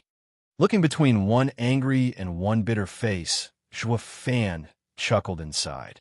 Speaking at the perfect moment, whether intentionally or not, Kunpeng was outraged, not bothering to mask it as he cursed inside. He's under me, and I can do what I want with him. What are you doing helping him out? Since he still had use for Zhuo Fan, he had to rein it in. He let out a long breath, pushing the anger down, and speaking in a calm tone. Gu Santong got ahead of him, though. What's so bad about it? Dad's one of us. Wherever I am, it's Dad's home. No point of informing when he's just coming home anyway. Right, Uncle? Yeah. Kunpeng turned to Gu Santong with a weird look, then let out a dry laugh. Three-headed crow. Listen here, Zhuo Fan is one of us, so he can come see me anytime. Understood? Kunpeng's smile turned into gnashed teeth at the end. Glaring at three-headed crow, Gu Santong was oblivious to the subtleties, taking it at face value. Kunpeng was just teaching his men to look after Zhuo Fan. Zhuo Fan knew how to read between the lines, though, sour, since his own man was listening to another's orders. Zhuo Fan shook his head. The three-headed crow felt victim here, bobbing his heads. Don't just stand there looking dumb. Stand aside and wait for Zhuo Fan to leave. Glaring at him one last time, Kunpeng found three-headed crow even more of an eyesore. Three-headed crow didn't make a peep. It just sat there at the side like a good subordinate. Gu Santong asked, Uncle, you're looking mighty angry today. What's up? Nothing, just a toothache. Kunpeng waved his hand. Zhuo Fan almost cracked up. Toothache. You're a sacred beast, for crying out loud. Immune to cold weapons and the world's elements. Yet you're telling me you got a toothache? Are you alluding to something here? That maybe I pissed you off? Gu Santong frowned. Even for him, this reason was hard to accept, but he didn't push it. He returned to hugging Zhuo Fan's neck. Uncle, you could just have the bird leave. He doesn't need to send him off because Dad said he'll always be by my side. He ain't leaving. What? Kunpeng jerked around at Zhuo Fan and shouted, Is young Sanzi right? You're staying as well? What about your affairs? What about mine? Aren't you sorting them out? Staring at his shocked face, Zhuo Fan smiled. Senior Kunpeng, before I answer, let me tell you my latest exploits. I've already completed half of your task. Not long ago, I met with the decimating dragon ancestor. Shuddering, Kunpeng looked amazed. What did he say? Everything, including the events ages ago, as well as my situation. Zhuo Fan smiled and then sighed. Kunpeng gasped and nodded, looking serious. Since you know everything, what will you do? What else is there but being on your side, hunted as I am as well? Zhuo Fan looked lonely. Kunpeng, thanks to Sir's aid, I have gone from nothing to having everything. Wife, son, friends, family, but it's also due to you that I had to cast them all out. I just don't know if I should hate you or thank you. Kunpeng eyed him coldly. When we met, you had nothing, and the same applies now. What changed? Ha. Anyway, to have everything, you need to keep your life and be the last victor. I'm not asking you to like me, nor to be grateful, because we're all in this together. Me and the other sacred beasts can't escape, and we'll need you to do some things for us. So when you said you wanted to find Heavenly Sovereign's remnant and get his inheritance, I knew you'd be one of us. Ha ha ha. Just like I thought, you didn't let me down and survived Lightning Canyon. A true disciple of 9 serenities. Also, did that old fire dragon have a solution out of this? Fan sighed and explained. Kunpeng lit up and nodded. I see. So the mortal domain has 8 large gaps, the whirlwind tunnel. Ha ha ha. The old fire dragon's cell has been thrown around, yet still found such a secret to help us escape. Far better than me, stuck here in Allbeast mountain range. Oh, since there are gaps in the mortal domain, then Heavenly Sovereign's divine eye of the void isn't perfect. If we unite, winning might very well be in sight, boy. Live on well. We'll just might make it in the end. Ha ha ha. Patting Zhu's shoulder, Kunpeng laughed like he was the winner. Zhu fan wasn't in the mood to join him. This was a grudge since ancient times, yet now he got dragged into this mess. He even had to forsake everything. Zhu fan's heart was in pain. He sighed and left with Gu Santong. Young Sanzi, you're coming with me now. We'll never separate again. Wait, where are you going? Kunpeng shouted. Zhu fan spoke. I need young Sanzi's help to deal with Dragon Ancestor's task. Since he's in this mess as well, I don't need to push him away. The task he gave you should be much easier with just you alone. If in trouble, you can always send me a message for help, so there's no need to take the child with you. It's better for him to stay here and learn from me. Maybe Qilin will be needed later, for the 5 great sacred beasts to unite. Kunpeng squinted. Zhu fan sneered at his words. Teach? I know exactly how Sundering Thunder Phoenix died. I don't want young Sanzi to die without even realizing, just so you could take his power. There's no way I'll leave my son in such danger. Gu Santong looked lost. Young Sanzi, come with me if you believe me. I'll explain it later. Zhu fan spoke. Gu Santong looked deep in his eyes, then nodded. Kunpeng's eyelid twitched, and he mocked. You think you could just leave, Zhu fan? Where do you think you are? Your backyard. Maybe not before, but now, haha. Things have changed. Zhu fan pointed, and a huge golden flame appeared. Kunpeng gasped. Old Dragon's Dragon Breath Pill. The 3-headed crow jerked back in fear. Humph. You think it can hold me? Kunpeng sneered. It may be his strongest attack, but I'm no weakling either. We've been fighting for ages with none coming out on top. You think you can scare me? You're not. Zhu fan had a vile smirk. Oh, yeah. You sacred beasts never had a winner amongst yourselves.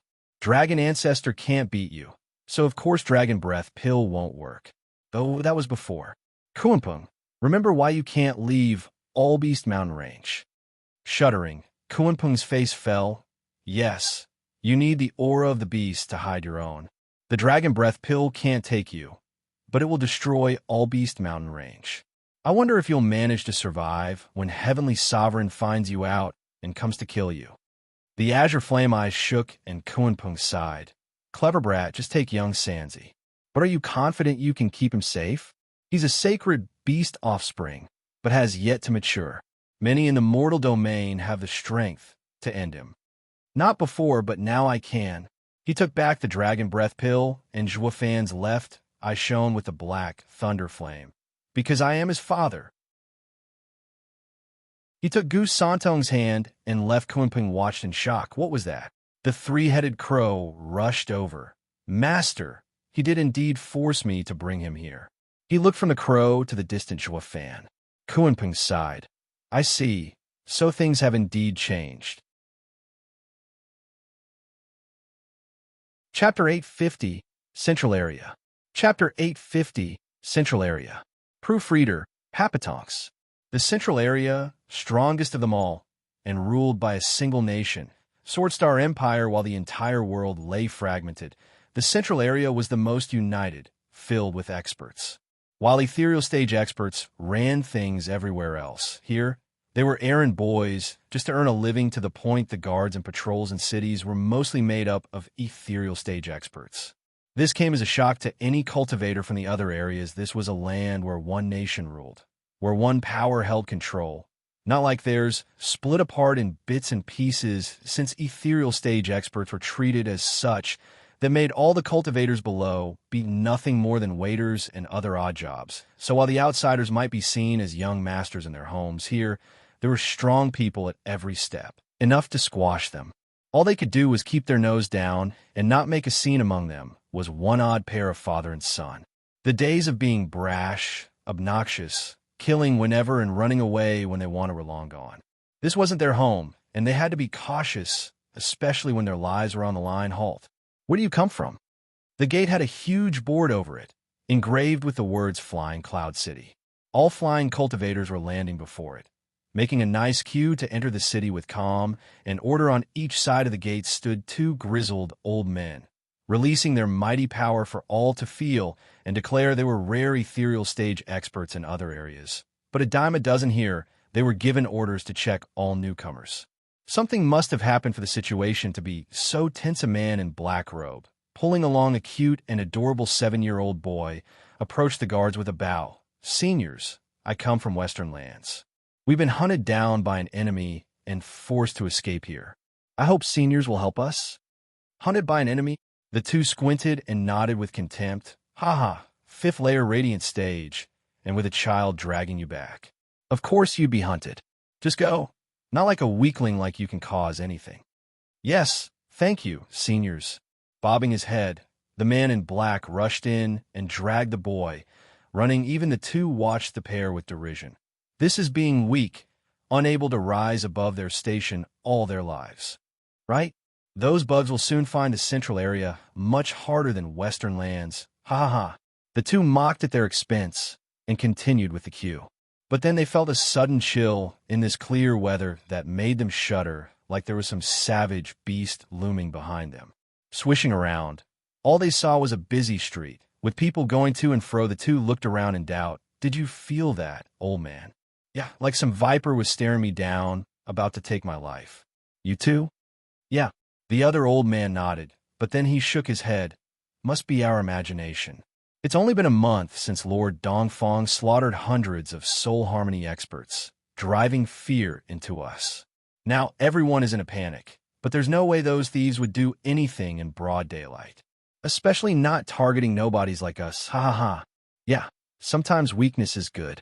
At least those that are strong will ignore us, the other one said with a dry laugh. Then he turned serious and went on with his job.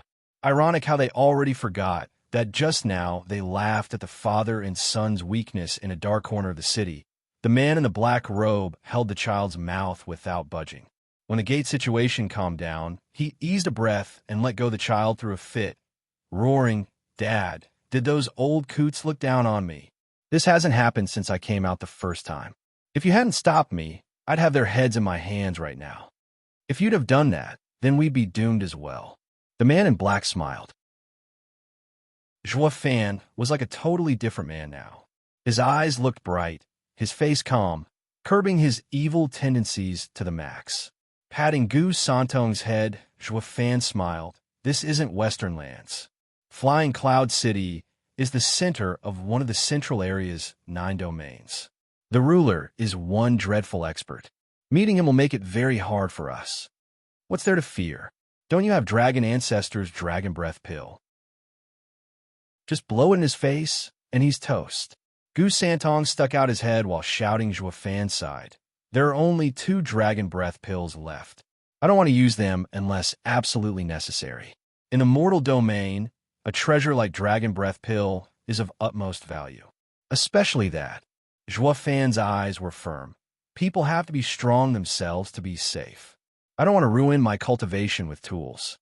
That's why these past 2 years you trained in that true self-art thingy. Regressing your cultivation? Gu Santong pouted. Zhua Fan shook his head. True self-art is an art for the heart, not to set my cultivation back. Looking weak is just that, appearances, when in fact, it brings me close to self. If not for the 2 years spent training in it, who knows how broken my heart would be in this situation. Thoughts give birth to demons and saints. Maybe I'd have already sunk into a demonic state by now. Unable to see the surface, my true cultivation easily reached the 5th layer ethereal stage, all thanks to true self, art's calming effect. Elder Yuan truly was my master. Seeing his vibrant eyes, Gu Santong sighed, knowing he was recalling the people he forsook. But then he pointed at his neck and grumbled. What's with this golden locket then? It's hideous, like I'm some wee child. Aren't you? Zhua Fan pinched his cute cheeks, teasing, young Sanzi, any parent would want to see their child grow up healthy. I made the Everlife locket myself, with all my love. You have to wear it. Gu Santong's face twitched. Dad, but I'm 300 years old, not some kid. You think I don't know what it does? It just hides my strength. I'm in the 6th layer ethereal stage, but with this thing on, I look like a defenseless 7-year-old. All the way here, everyone's been pinching and ruffling my hair so much. I'd be dead if you didn't stop them. Hold in for now. You're just too freaky. Have you seen any other ethereal stage kid around? Zhua Fan waved his hand. Exposing your strength would be the same as a jester, getting everyone's attention in the central area. How are we supposed to work then? I know that. Dad made the demonic treasure to hide my aura, but couldn't you have made it smaller and not so flashy? It's humiliating wearing this huge thing.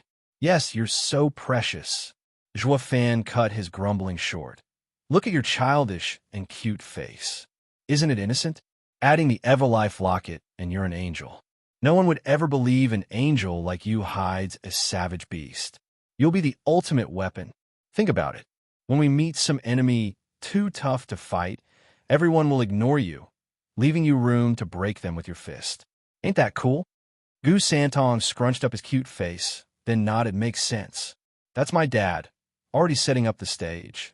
Dad, when will we fight him? Hopefully never. Zhua Fan's eye twitched and turned around to the city's center. The former best of Eastern lands, Shangwan Feiyun, now the lord of one of Central Area's 9 domains, lives there. It would be best if we can avoid him. Zhua Fan's eyes grew hard. Chapter 851, Stopover. Chapter 851, Stopover. Proofreader, Papatonks. Going by Dragon Ancestors' extremely sketchy map, a whirlwind tunnel should be around here. And since the strongest takes everything rule, it should be in the Flying Cloud manner. Closing his eyes, Zhua Fan analyzed the situation. But with Flying Cloud manner being Shangwan Feiyun's, that means there'll be tons of experts. Sneaking in is nigh impossible. Smiley face, Feiyun equals Flying Cloud. Zhua Fan opened his eyes, feeling a headache coming Gu Santong's side. What do we do then? Since Dad says there's a ton of experts, 2 of us can't stop them, short of using the Dragon Breath Pill. Dragon Breath Pill is the very last resort. I don't want to waste it. Zhua Fan's eyes shone.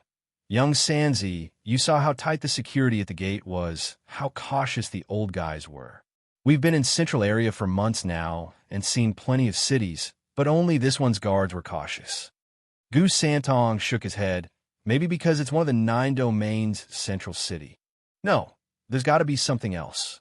Zhua Fan shook his head and smiled. The Central Area has been overbearing and even declaring itself unafraid of the other area's spies.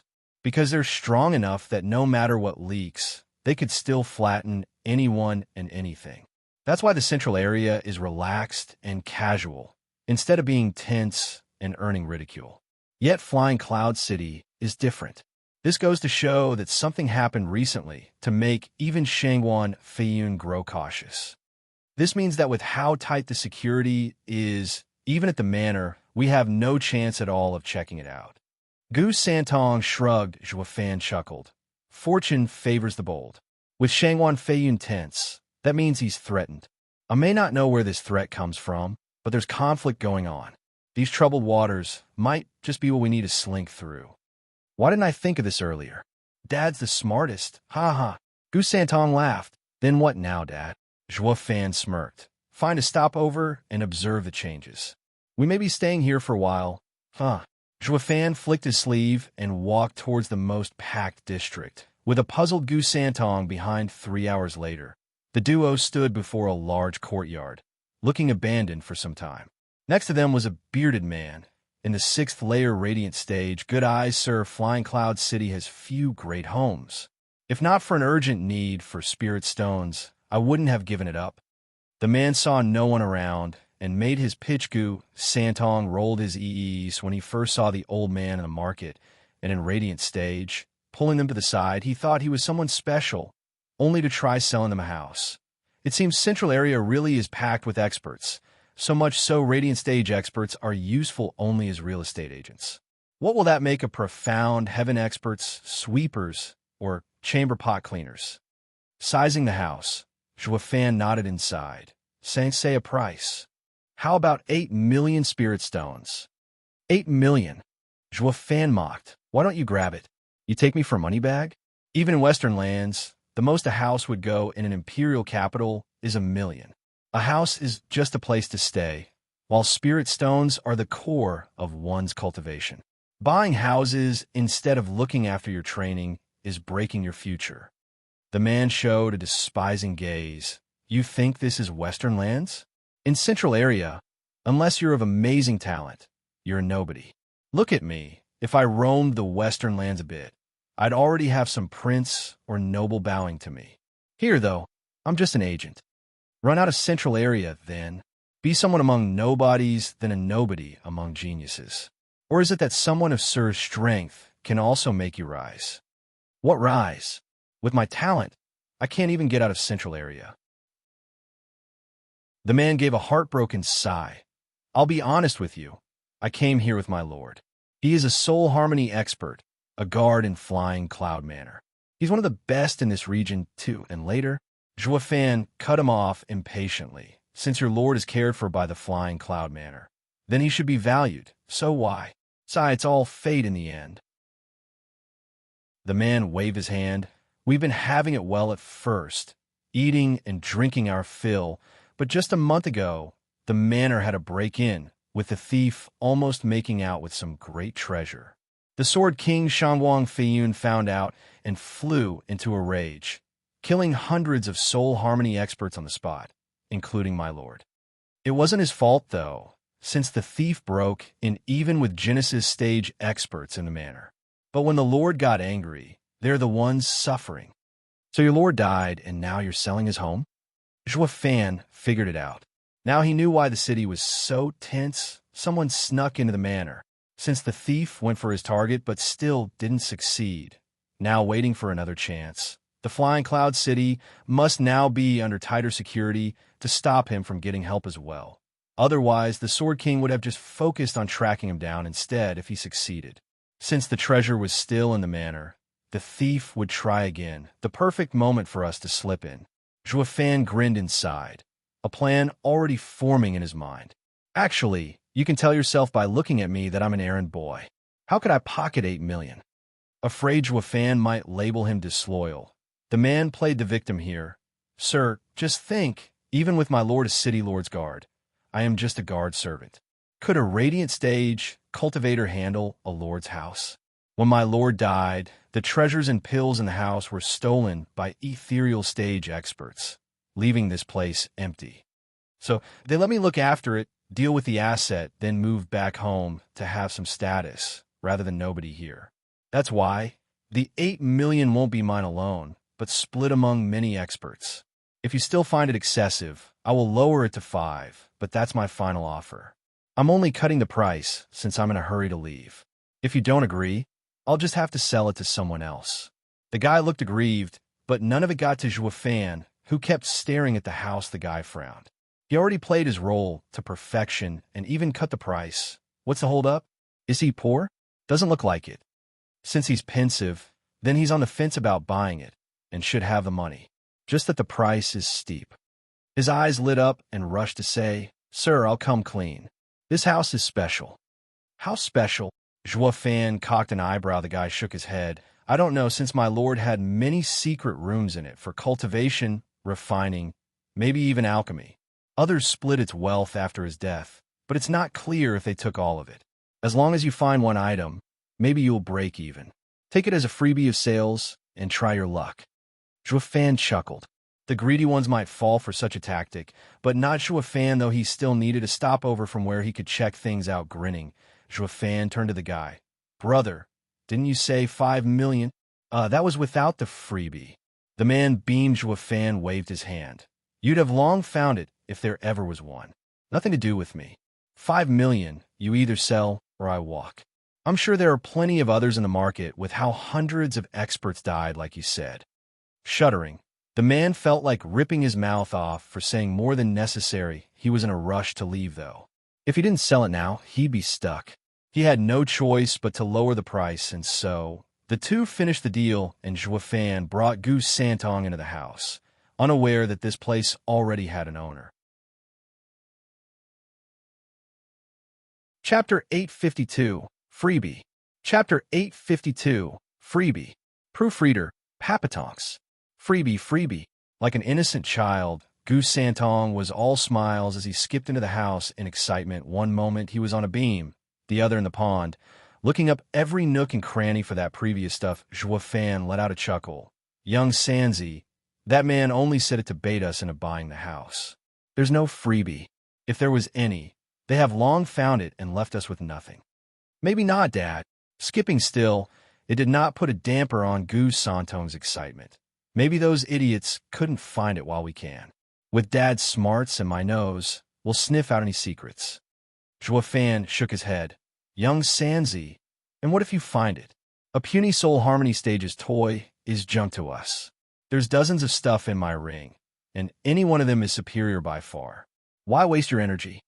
Gu Santong shook and looked back. Though his searching never missed a beat, Juefan found it odd. Then he exclaimed, Young Sanzi is a child at heart.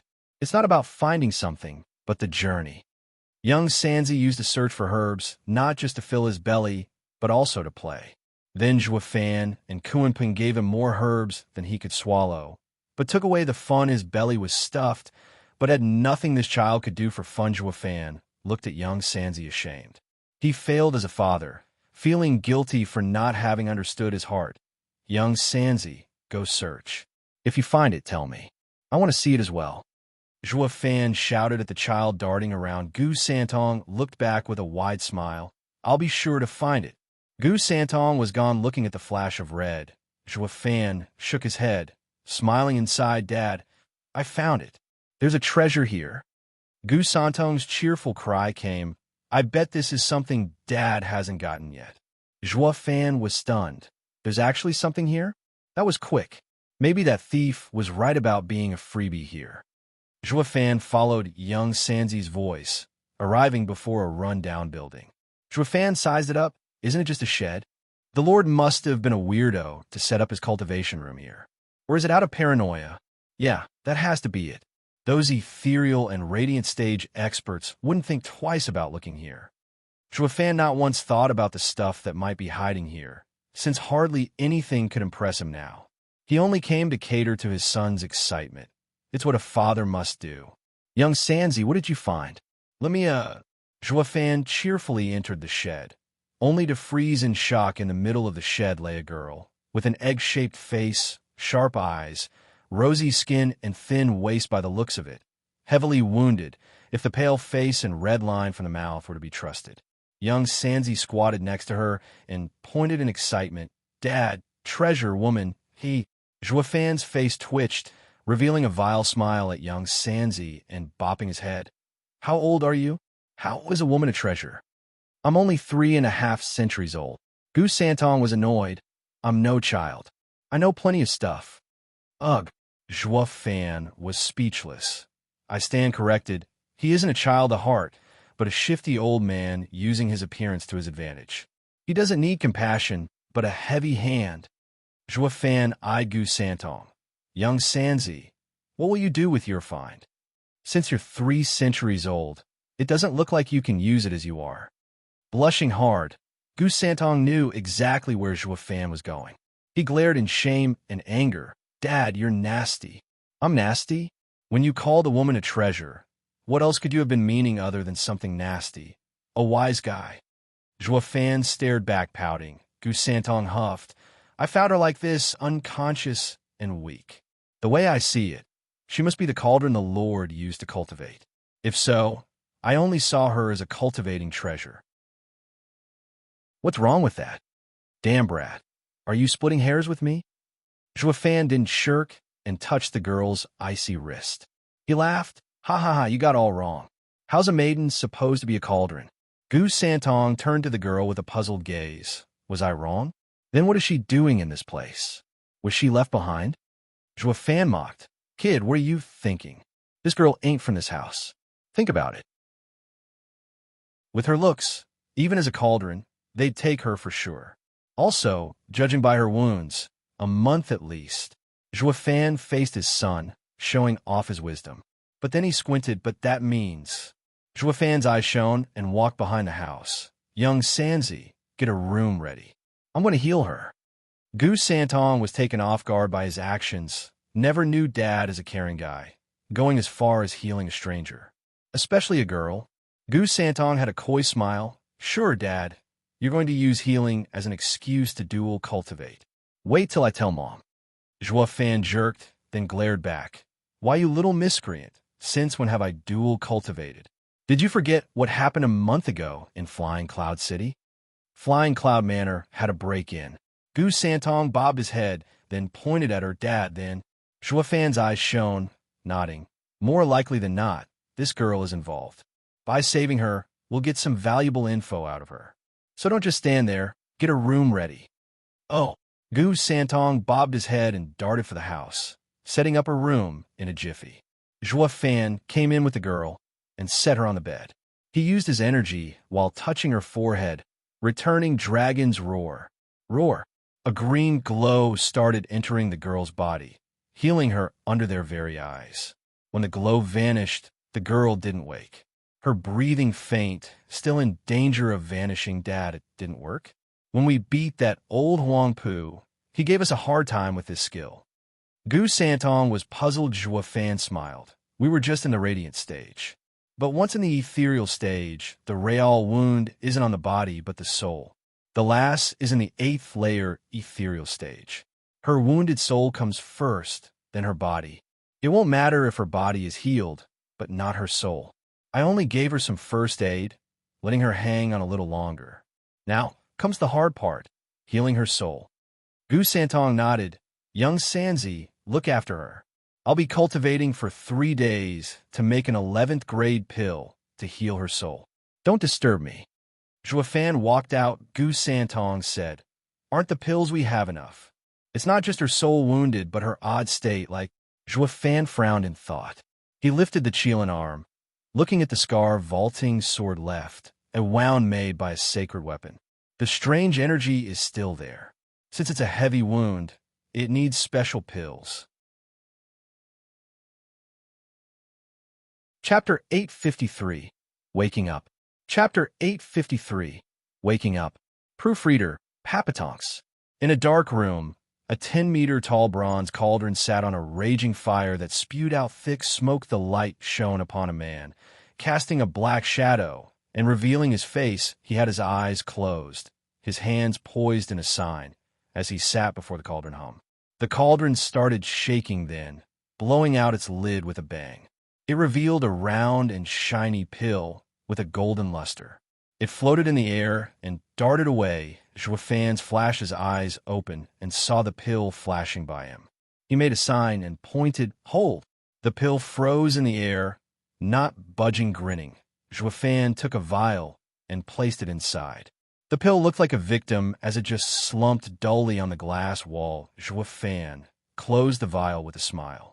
He walked outside, taking a deep breath of fresher air. 3 days refining feels like ages. The gaudy sun above and the deep breaths helped lighten his mood as he took large steps towards the guest house creek.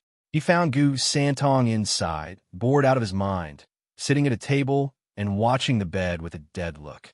The pretty girl was like a sleeping beauty. Juefan smiled. The young miss, how has she been these days? Dad, you're finally out. Any longer, and I'd have gone stir-crazy in here. Gu Santong complained. Juefan teased. Many others wouldn't have been able to sleep from the excitement to spend 3 days close to such a flower, but only you'd see it as a chore. Like you said, I first need to be equipped. Gu Santong looked at his small stature and sighed. Juefan's face twitched, rolling his eyes. Damn, brat, you will one day. I heard sacred beasts mature when their powers increase. So grow up well. Patting his head, Juefan chuckled, turning to the patient. Gu Santong held his chin, then shook his head. Juefan touched her wrist. There's still hope. Her situation hasn't worsened. Juefan took out the vial and placed the still warm pill between her soft lips. The pill flowed into her body, and she shook wildly, her unmarred face turning into a frown. The change was brief, As the girl eased a breath and calmed down again, Dad, why isn't she waking up? Was your pill a dud?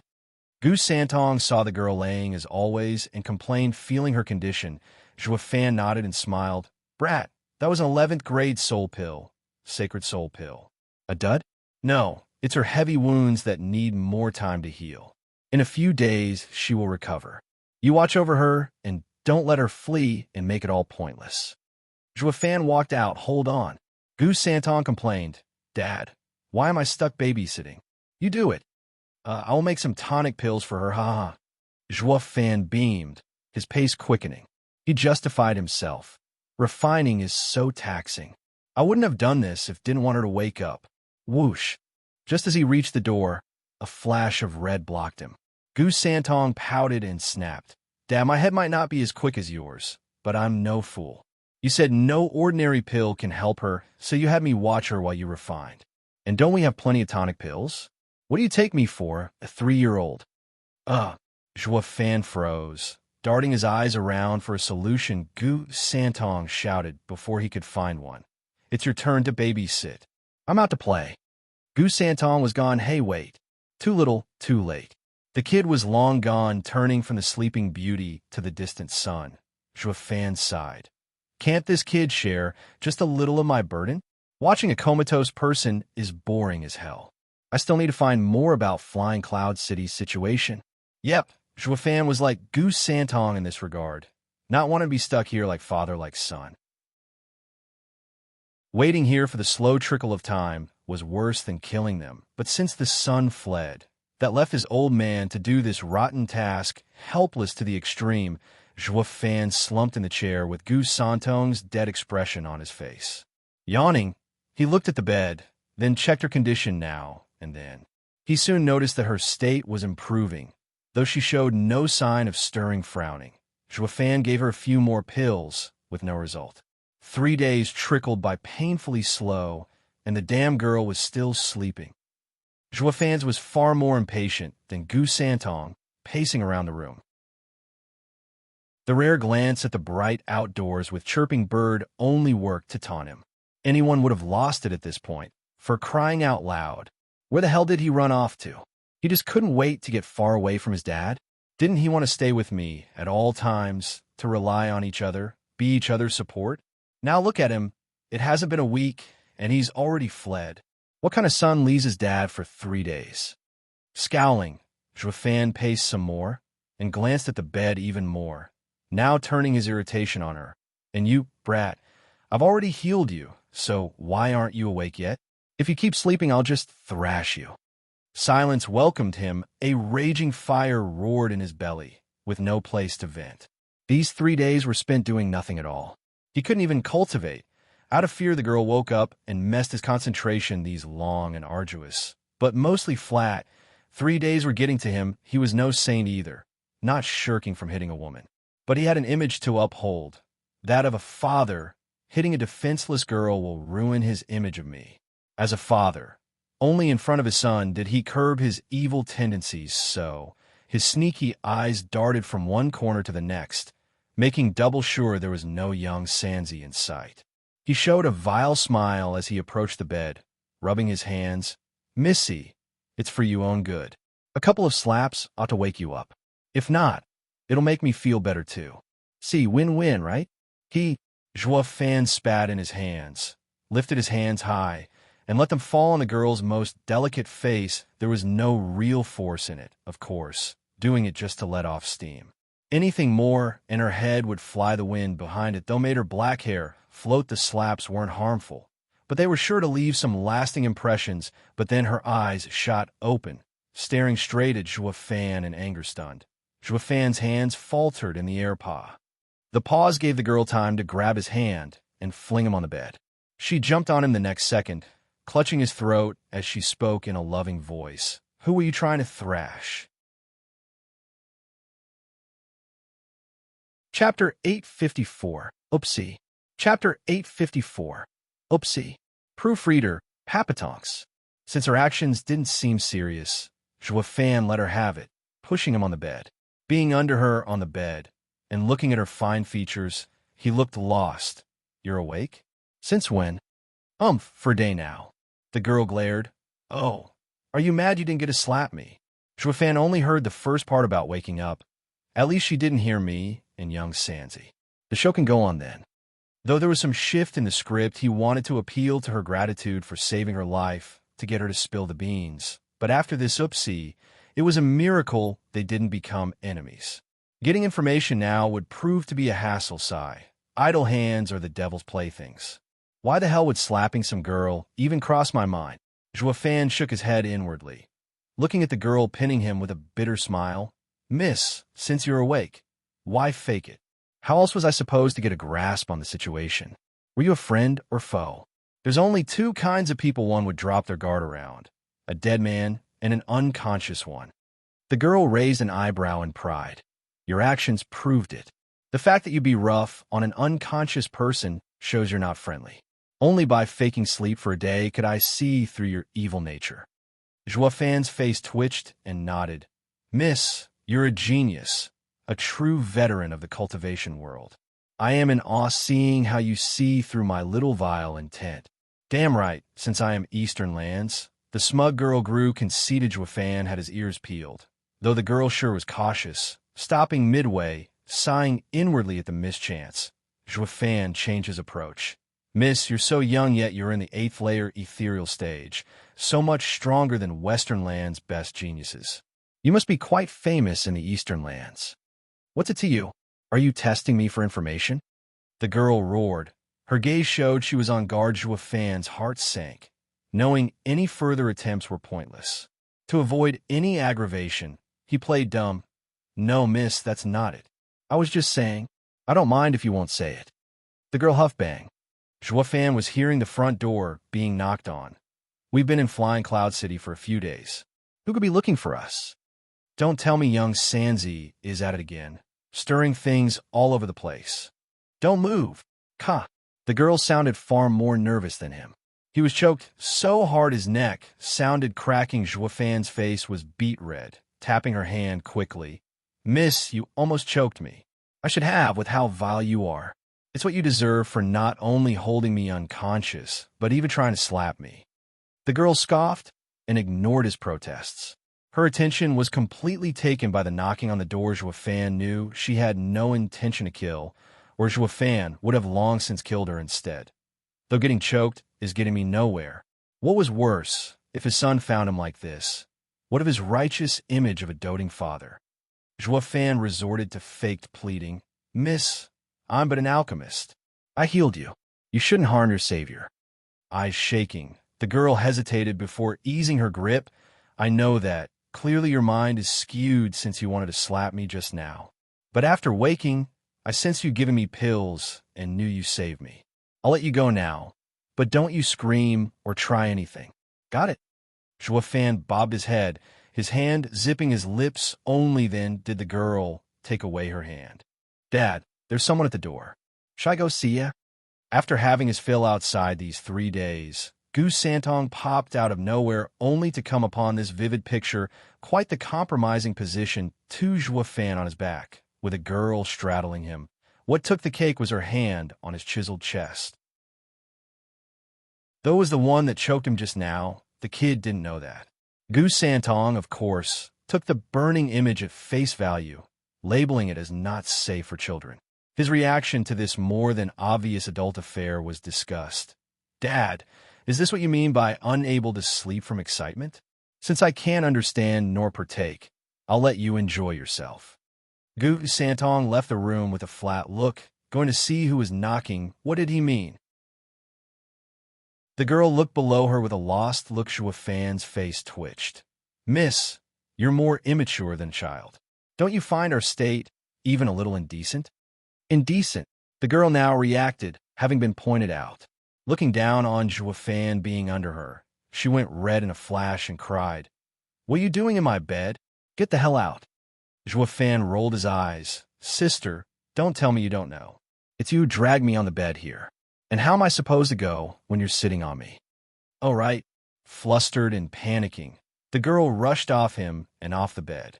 Zhuofan glanced at her like an innocent bystander. Whoosh. This mystery girl in the 8th layer ethereal stage, in her panic, got tangled in the sheets, and fell as she got off. It resulted in one perfect angle impossible to reproduce, sending her falling on Joie Fan. The calm Joie Fan, still on the bed, pretended to be weak, willing to take anything she'd dish at him, even the incoming looming shadow on his face. So while this unknown had hit his head, Joie Fan found a peculiar scent overtaking his mind. Along with sweet and soft lips gracing his own, the two were firmly joined at the lips. The pair of eyes had never been so close. Watching each other, the two went wide-eyed, and the heat coming from the other made their hearts race and their faces red. "Dad, there's a bunch of people outside." Gu Santong's timing was flawless.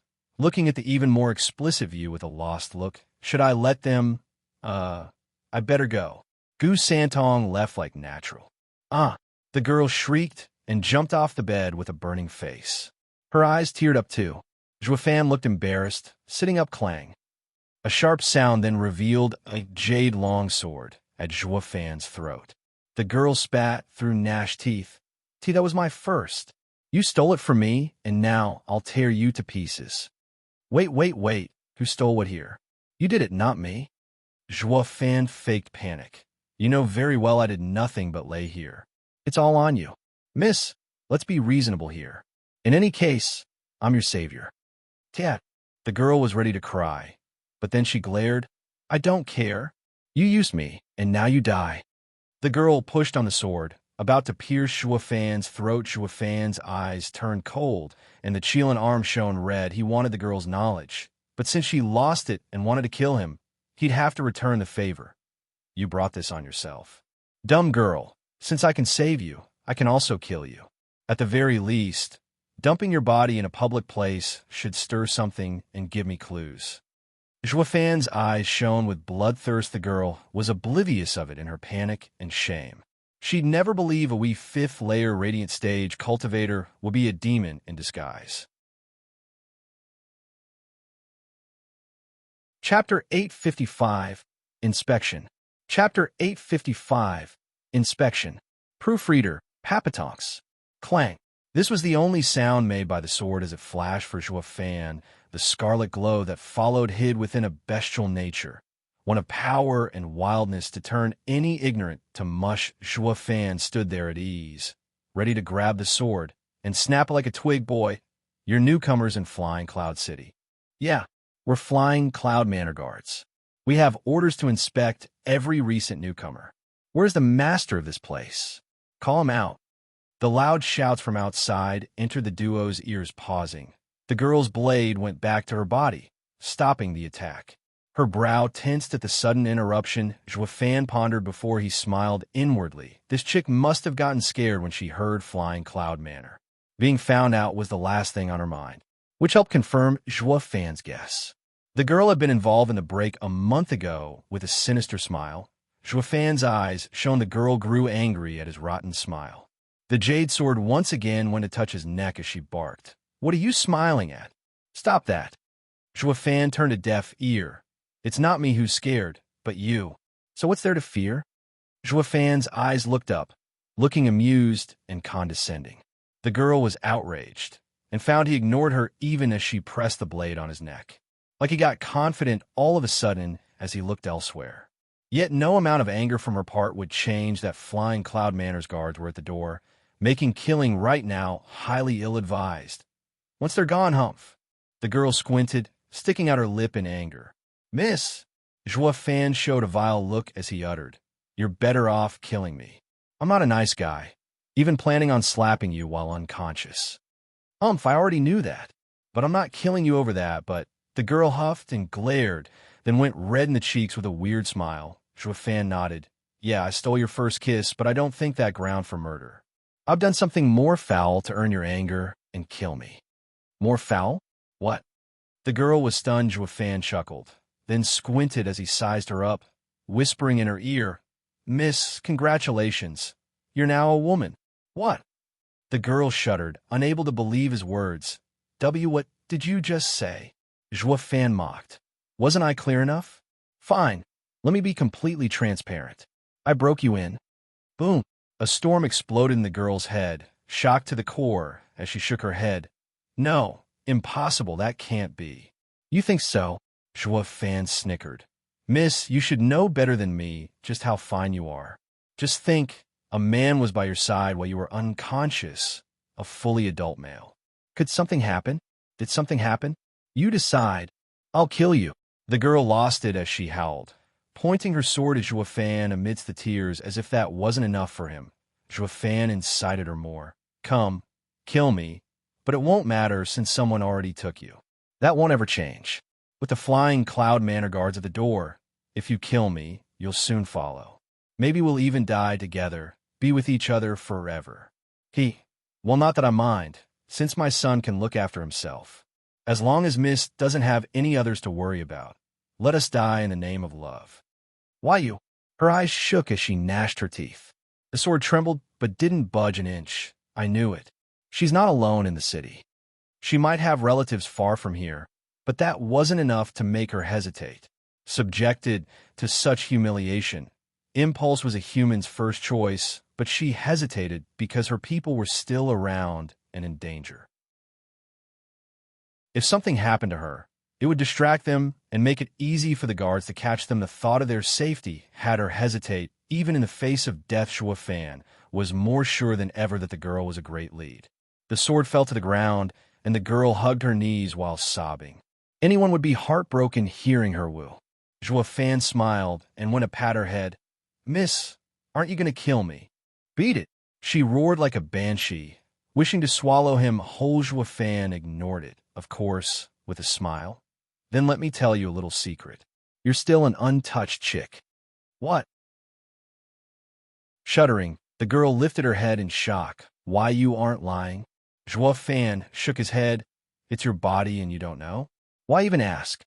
Blushing, the girl sensed herself and lowered her head in shame. Why? I thought of letting you see what's most precious, Joie Fan said. Once you found out you were broken, you didn't have the mind to care about some kiss, right? When you're about to die, who the hell cares if you're broken in? People always have a line they do not cross, but since it was broken and done with, why think about it? You should always think more about what you have and not cling to what you lost. Joie Fan walked outside. Now, let's see flying cloud manor's guards. The more you hide, the more you bring suspicion on you. It's better to face them calmly. Even if you're who they're after, there's no way some nobody guards would recognize you. Joie Fan chuckled and went on ahead with a pleased look. The girl was too dumbstruck to react. Joie Fan now looked like a sage of great wisdom, and not like the bastard he just played as. Even the girl felt like what happened was ages ago. Joie Fan was but a fifth-layer radiant stage cultivator, but his confidence and resolve made the girl's heart skip a beat. Also, Joie Fan paused, lifting his hands. Try not to get smart when you don't even know yourself. Cleverness may overreach itself. Haha. Joie Fan walked away laughing. The girl glared and then giggled. Her cheeks were becoming red, and for some odd reason, her heart wouldn't calm down. The sudden arrival of flying cloud manor guards must be the cause. The girl took a deep breath to calm herself and followed Joie Fan. The safest place was amidst danger. Seniors, how may I help you? Rushing to the entrance, Joie Fan found dozens of soul harmony experts, all wearing the flying cloud manor symbol. A white cloud. Joie Fan bowed at once, like a humble man seeing his meager cultivation. The men ignored him and asked as a formality, Are you new in town? Yes. Who is this child? A man pointed at Gu Santong. Joie Fan bowed. Senior, he's my only son. Where did you come from? Western lands. Why? To avoid pursuit. Are there any other people here? Ugh. Joie Fan paused, unsure if the last would follow him to meet these men, saying yes, but the last not coming would be ruining himself. But if he denied and then found her, the result would be the same. The guard frowned as he repeated, Are there any more people here? Here I am. The girl rushed over with a bright smile. Chapter 856, Interrogation. Chapter 856, Interrogation. Proofreader, Papatonks. The girl skipped over, bringing with her a fresh breeze. She stopped behind Joie Fan with a bashful look, like an innocent girl. The guard were dumbstruck by her behavior. Looking lost, it only made the girl feel self-conscious and hide behind Joie Fan, like a baby sister oblivious to the world's evil, protected by her big brother. The gentle nature instilled in the people a sense of protection. Fan was stunned. Hell, this lass is versed in the world and an even better actor than me. He could still remember her outburst from before. He wouldn't tease her for this, since they were in the same boat. He just forced a smile and calmed himself. Moments later, the guards woke up and pointed at her. Is she staying here? Yes. The girl's gentle voice echoed, soothing the guards. The guard had to take a moment to recover and pointed at Fan. Who are you two? Why have both of you come from the Western lands?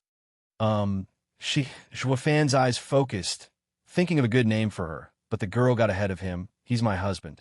We came from Western lands together. Oh, wait, what? The men nodded but then froze, looking from one to the other in disbelief. He's your husband? Why, what's wrong with that? The girl nodded with a smile, then dragged a stumped goose santong next to her. Look, our child is all grown up. The inspection team was shocked, with Fan looking lost. Hey, chickie, moments ago you were trying to stab me, and now you say I'm your man. What are you looking at? You're already getting the best of it by being my husband. What are you crying about? Keep staring and see if I don't poke your eyes out. Glaring at Fan, the girl warned as her hand gripped Goose Santong, clearly using him as hostage to force Fan. Fall in line, or your son will fall first. Fan shook his head inside and sighed. He didn't worry about Goose Santong, not like the lass could do anything to young Sansi. Fan found this trap difficult. He could not admit just any random girl as his wife. Though it was fake, given the circumstances, he had to agree if he wanted to get over this mess regardless. He could not say it so easily since there was only one person in his heart. He wouldn't want to sully her image, even if it was fake. Eyeing the odd couple, a guard asked, Miss, the man is only in the 5th layer radiant stage, while you are in the 8th layer ethereal stage. They just couldn't get it. The world had many cultivating couples of different levels, but it was also a world where the man was the head. His power represented his status. There was no woman willing to lower herself to a weaker guy. The odd thing here was not their gap in strength, but the reversed roles of this couple. This could have happened only if the girl was just too damn strong, so that she wore the pants in this relationship. Such a woman couldn't have just one guy either. Miss, with your strength, you must be someone important in Western lands. Can it be you started a harem to replenish your and dual cultivate? The guard asked. The girl blushed hard as she flared. Why, you're making a harem. We're just a family with a child. How can I do something as vile as replenishing? With how the world is ruled by strength, people would resort to anything for power, even women. The guard had a nasty smile. Brothers, search the place. If she has a harem, there must be many. There's no way there's just the 3 of them. Humph. Yes, sir. The men shouted and shot inside, already on it. The girl's face looked conflicted and depressed. Fan glanced over and sighed. Even I wouldn't believe you, let alone others, since we're too different in cultivation. Whoosh. An hour later, the guards returned with shaking heads, and the main speaker frowned. He refused to believe such a strong woman only had one guy. Fan smiled and stepped forward with a bow. Senior, please don't listen to her nonsense. She's not my wife. No. The guard shook and grew grave. The girl tensed, sweat trickling down. Is he selling me out? Then who is she? Why is she staying here? Fan sighed. Senior, the truth is, she is my cousin. Our clan is hunting us, so we had to run here. Your cousin? Then why did she say she's your wife? The guard shouted. Turning to the girl, she looked nervous. Fan pondered. Actually, she does want to be my wife, but my heart belongs to someone else. No other girl can have it. She was only playing a joke before. Please don't mind it, Senior. Tell me exactly what is going on here, or I will have her arrested. The guard barked. Fan smiled and nodded. Yes, of course, Senior. Allow me to tell you everything. My cousin and I grew up together, inseparable. I know she loves me, but I could not accept it. Seniors can see that her talent is better than mine, cultivating much faster. That's why I could not accept her love, finding myself undeserving of her. Oh, we can tell that much. You aren't a fit for her at all. The others nodded. Fan continued. Then I met a lady at the Ultimate Clarity sect, got married, and had a child. But this earned the sex rage, and we were hunted down. I could only take my son and flee all the way to the central area. Fortune was with me for having my cousin along as well to look after me, or we would have died a long time ago. I could never return her feelings, and Joafan turned to the girl. Cousin, I already have someone I love. Your love, Joafan sighed. Looking elsewhere as he was unable to accept her feelings, the man exclaimed, Oh, so a love triangle, with this girl being love-stricken. Ah, what a waste of good seed. An eighth-layer ethereal stage expert with pretty looks going after a waste league behind her. How can we, experts, find fault in that? The leader side another one nodded. Yeah, it makes too much sense, actually. Why do they have to be childhood friends? Brother, the place is clean, or at least the thief would have used some flat excuse. Not go for such a convoluted melodrama. Just look at how conflicted they are. They all turned to the two to see Joafan's guilty look. The girl's gaze never left him. Her eyes glazed over. Fools blinded by love. Crashing marriages. The guard shrugged, then the leader coughed. We understand, then we'll write that. This place belonged to a fellow guard of ours. Since you bought it, it's yours. Now, there's only the three of you here. What are your names? Oh, Senior, I'm Gu Yifan. Cupping his hands, Joafan spoke. My son is Gu Santong and my cousin. Joafan hinted at her feeling sour for some odd reason. The girl spoke. I'm Gu Qinyan. Noted. After writing down on a jade slip, the guard nodded. From now on, you are the owners of this place. If there's anyone suspicious hanging around, report to the Flying Cloud Manor at once. You can also shout and make some noise. Our patrols will respond swiftly. Joafan bowed. Thank you, Senior. Only what suspicious people? You don't know. The guard mocked. Homeless, wandering, shifty, repulsive, and guilty-looking people. If you see anyone that fits that description, give us a signal. Got it? Yes, yes. Joafan nodded. The guard smiled, then waved his hand. Brothers, the next house. Ha ha ha. Let's see how those thieves can hide as we search every place. Ha ha ha. Chapter 857. One step back, two steps forward. Chapter 857. One step back, two steps forward. Proofreader, Papatonks. As the laughter grew faint in the distance, the auras of the guards faded as well. The trio watched them go with a sigh of relief. Now, close the door and see her out. Joafan clapped and said. Young Sanzi woke up and pulled the girl posing as his mom outside. Gu Sandong didn't use force, just playing the role of a child. Anything else, and he'd be throwing her out. The girl was stunned. What are you doing? What, you ask? Humph. Joafan glared at her. Didn't you hear, Senior? Meeting any homeless. Wandering, Gu Santong added shifty, repulsive, guilty-looking people. The father and son finished together as they stared at the girl. Anyone suspicious is to be reported to the Flying Cloud Manor. You should be thankful we're only kicking you out. The two threw her out like nothing, then shut the door behind her. She only woke up from her daze when she was outside. But seeing the door shut, anger burned in her gaze, and she kicked the door open. The two held the door and pretended to be shaken from the impact by staggering back. They looked at her in panic. W, what are you doing? The guards are just around the corner. What of it? That's more than enough time to end your lives. The girl glared. Joafan shuddered in fake fear, then wailed, Big sister, we don't know each other. Us two have been drifters for years before finally coming to the central area, avoiding Western Land's pursuit, and starting a new life. We don't want any trouble. I don't know if you're related to the guard search, but for our safety, please leave. Take it as a returned favor for saving your life. Please don't drag us into this. The girl looked hard at the two, biting her lip, but then she asked, Hey, was what you said true? What did I say? About you and your wife. Did the sect break you up? What about your wife? Startled, Joafan didn't think she'd be hung up on that in this critical situation. But it was also related to Joafan's pain. Joafan mocked all of a sudden. As if, to get them to ignore you, I made that on the spot. While I cast out my wife for better things and a brighter future. She's just a hindrance, that's all. She should be having the time of her life. Pa! The girl gave him a heavy slap in anger. "You rotten bastard. I'll kill you for your wife's sake." Her sword was once again pointing at Zhuo Fan's throat. Zhuo Fan waved his hands frantically. "Wait, wait. Attack now, and the guards will hear you.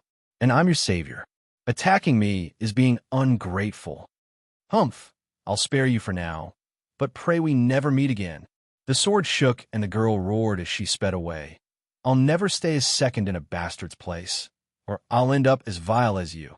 Seeing her vanish in the night sky, her curses growing faint, the duo shared a crafty smile. "Dad, are you just going to let her leave after all the trouble of saving her?" "Leave? Where'd she go?" Zhuo Fan raised an eyebrow. "Did you forget why the guards came? They're combing through the city. The Flying Cloud Manor wants to have eyes on every corner in the city, on every citizen. The taverns are the most conspicuous, with no way of hiding under such heavy monitoring." "Leaving her? Ha ha. As long as she's in Flying Cloud City, she'll soon come back here. She's got no choice." Gu Santong nodded but wanted more details. "But even so, why do we drive her out? Isn't it over the top?" "Not at all. This is psychological warfare. One step back, two steps forward." Zhuo Fan's eyes glinted. "We didn't kick her out because of her, but the people behind her. Think about it. Since we saved her, but by also hiding her, then we'll become suspicious about having our own designs. Maybe her people will think that we're on the guard's side, baiting them to come out. That will make gaining their trust harder. Now, though, we kicked her out like scared average cultivators avoiding trouble, making saving her just a coincidence. As time passes, those people will be pushed into a corner by the guards monitoring and would think of using us, when in fact we're using them. The roles reverse as the schemes become twisted from every little detail, giving us the perfect win." Gu Santong nodded and sighed. "I see it now. You know she can't go anywhere, so might as well kick her out. Also, the people behind her would come, right? Ha ha ha, exactly. Now it's just a matter of time." Zhuo Fan closed the heavy door and took Gu Santong behind the house. "Young Sanzi, where have you gone the last 3 days? I didn't see you at all." "Around town, but since they took me for a child, they didn't let me enter many places. You said I couldn't force my way in, so I'll take you there tomorrow. What do you say?" "Truly, of course, we're waiting for news now, so we can afford some leisure. Ha ha ha." Zhuo Fan smiled at the child. Gu Santong was overjoyed on the second day. Zhuo Fan took Gu Santong to every known place in Flying Cloud City. They played around, had fun, not thinking about anything, not bothering with anyone. On the third day, Zhuo Fan and Gu Santong went to enjoy the local cuisine and the fine dishes, relishing in these rare father-son moments. They put their plan behind them, so it went for 10 days, carefree and relaxed. Only that night, when Gu Santong was skipping towards home with Zhuo Fan smiling behind, the sudden sight stunned them. The same girl 10 days ago was now back. Only this time she looked far more downcast. She hesitated upon seeing them. Zhuo Fan's face twitched, faking shock. "Big sister, what are you doing here? Don't just shout." Her jade sword was out and pointing at Zhuo Fan, though looking awkward as she had to shout with hatred. "Listen here, I'll be staying here from now on. You can't kick me out nor report me. Try anything of sorts, and I'll kill you." The last was forced for sure to come back against her will. The father and son mocked her inwardly. Where can an ethereal stage cultivator hide in a city with soul harmony patrols? Instead of acting nice to get a place to stay, you're like a thug stealing it. Would you have been so tough when you left back then if you knew? Would you have still burnt your bridges? Haha. Zhuo Fan sighed. "Miss, I get your back, but can you not shout at us? I'm not one to look for trouble, but since our lives are in your hands, I don't have a choice."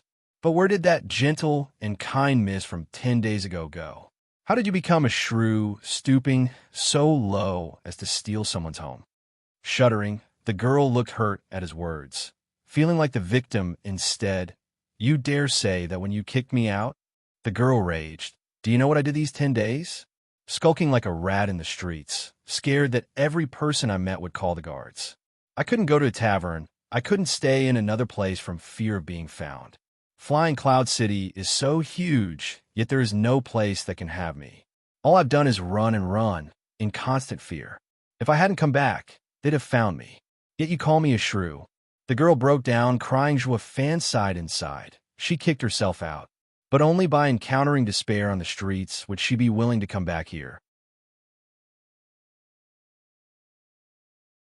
Chapter 858, A Family of Three. Chapter 858, A Family of Three. Proofreader, Papatonks. This room will be yours from now on, cousin. Fan creaked the door open, showing the same bed where she was healed.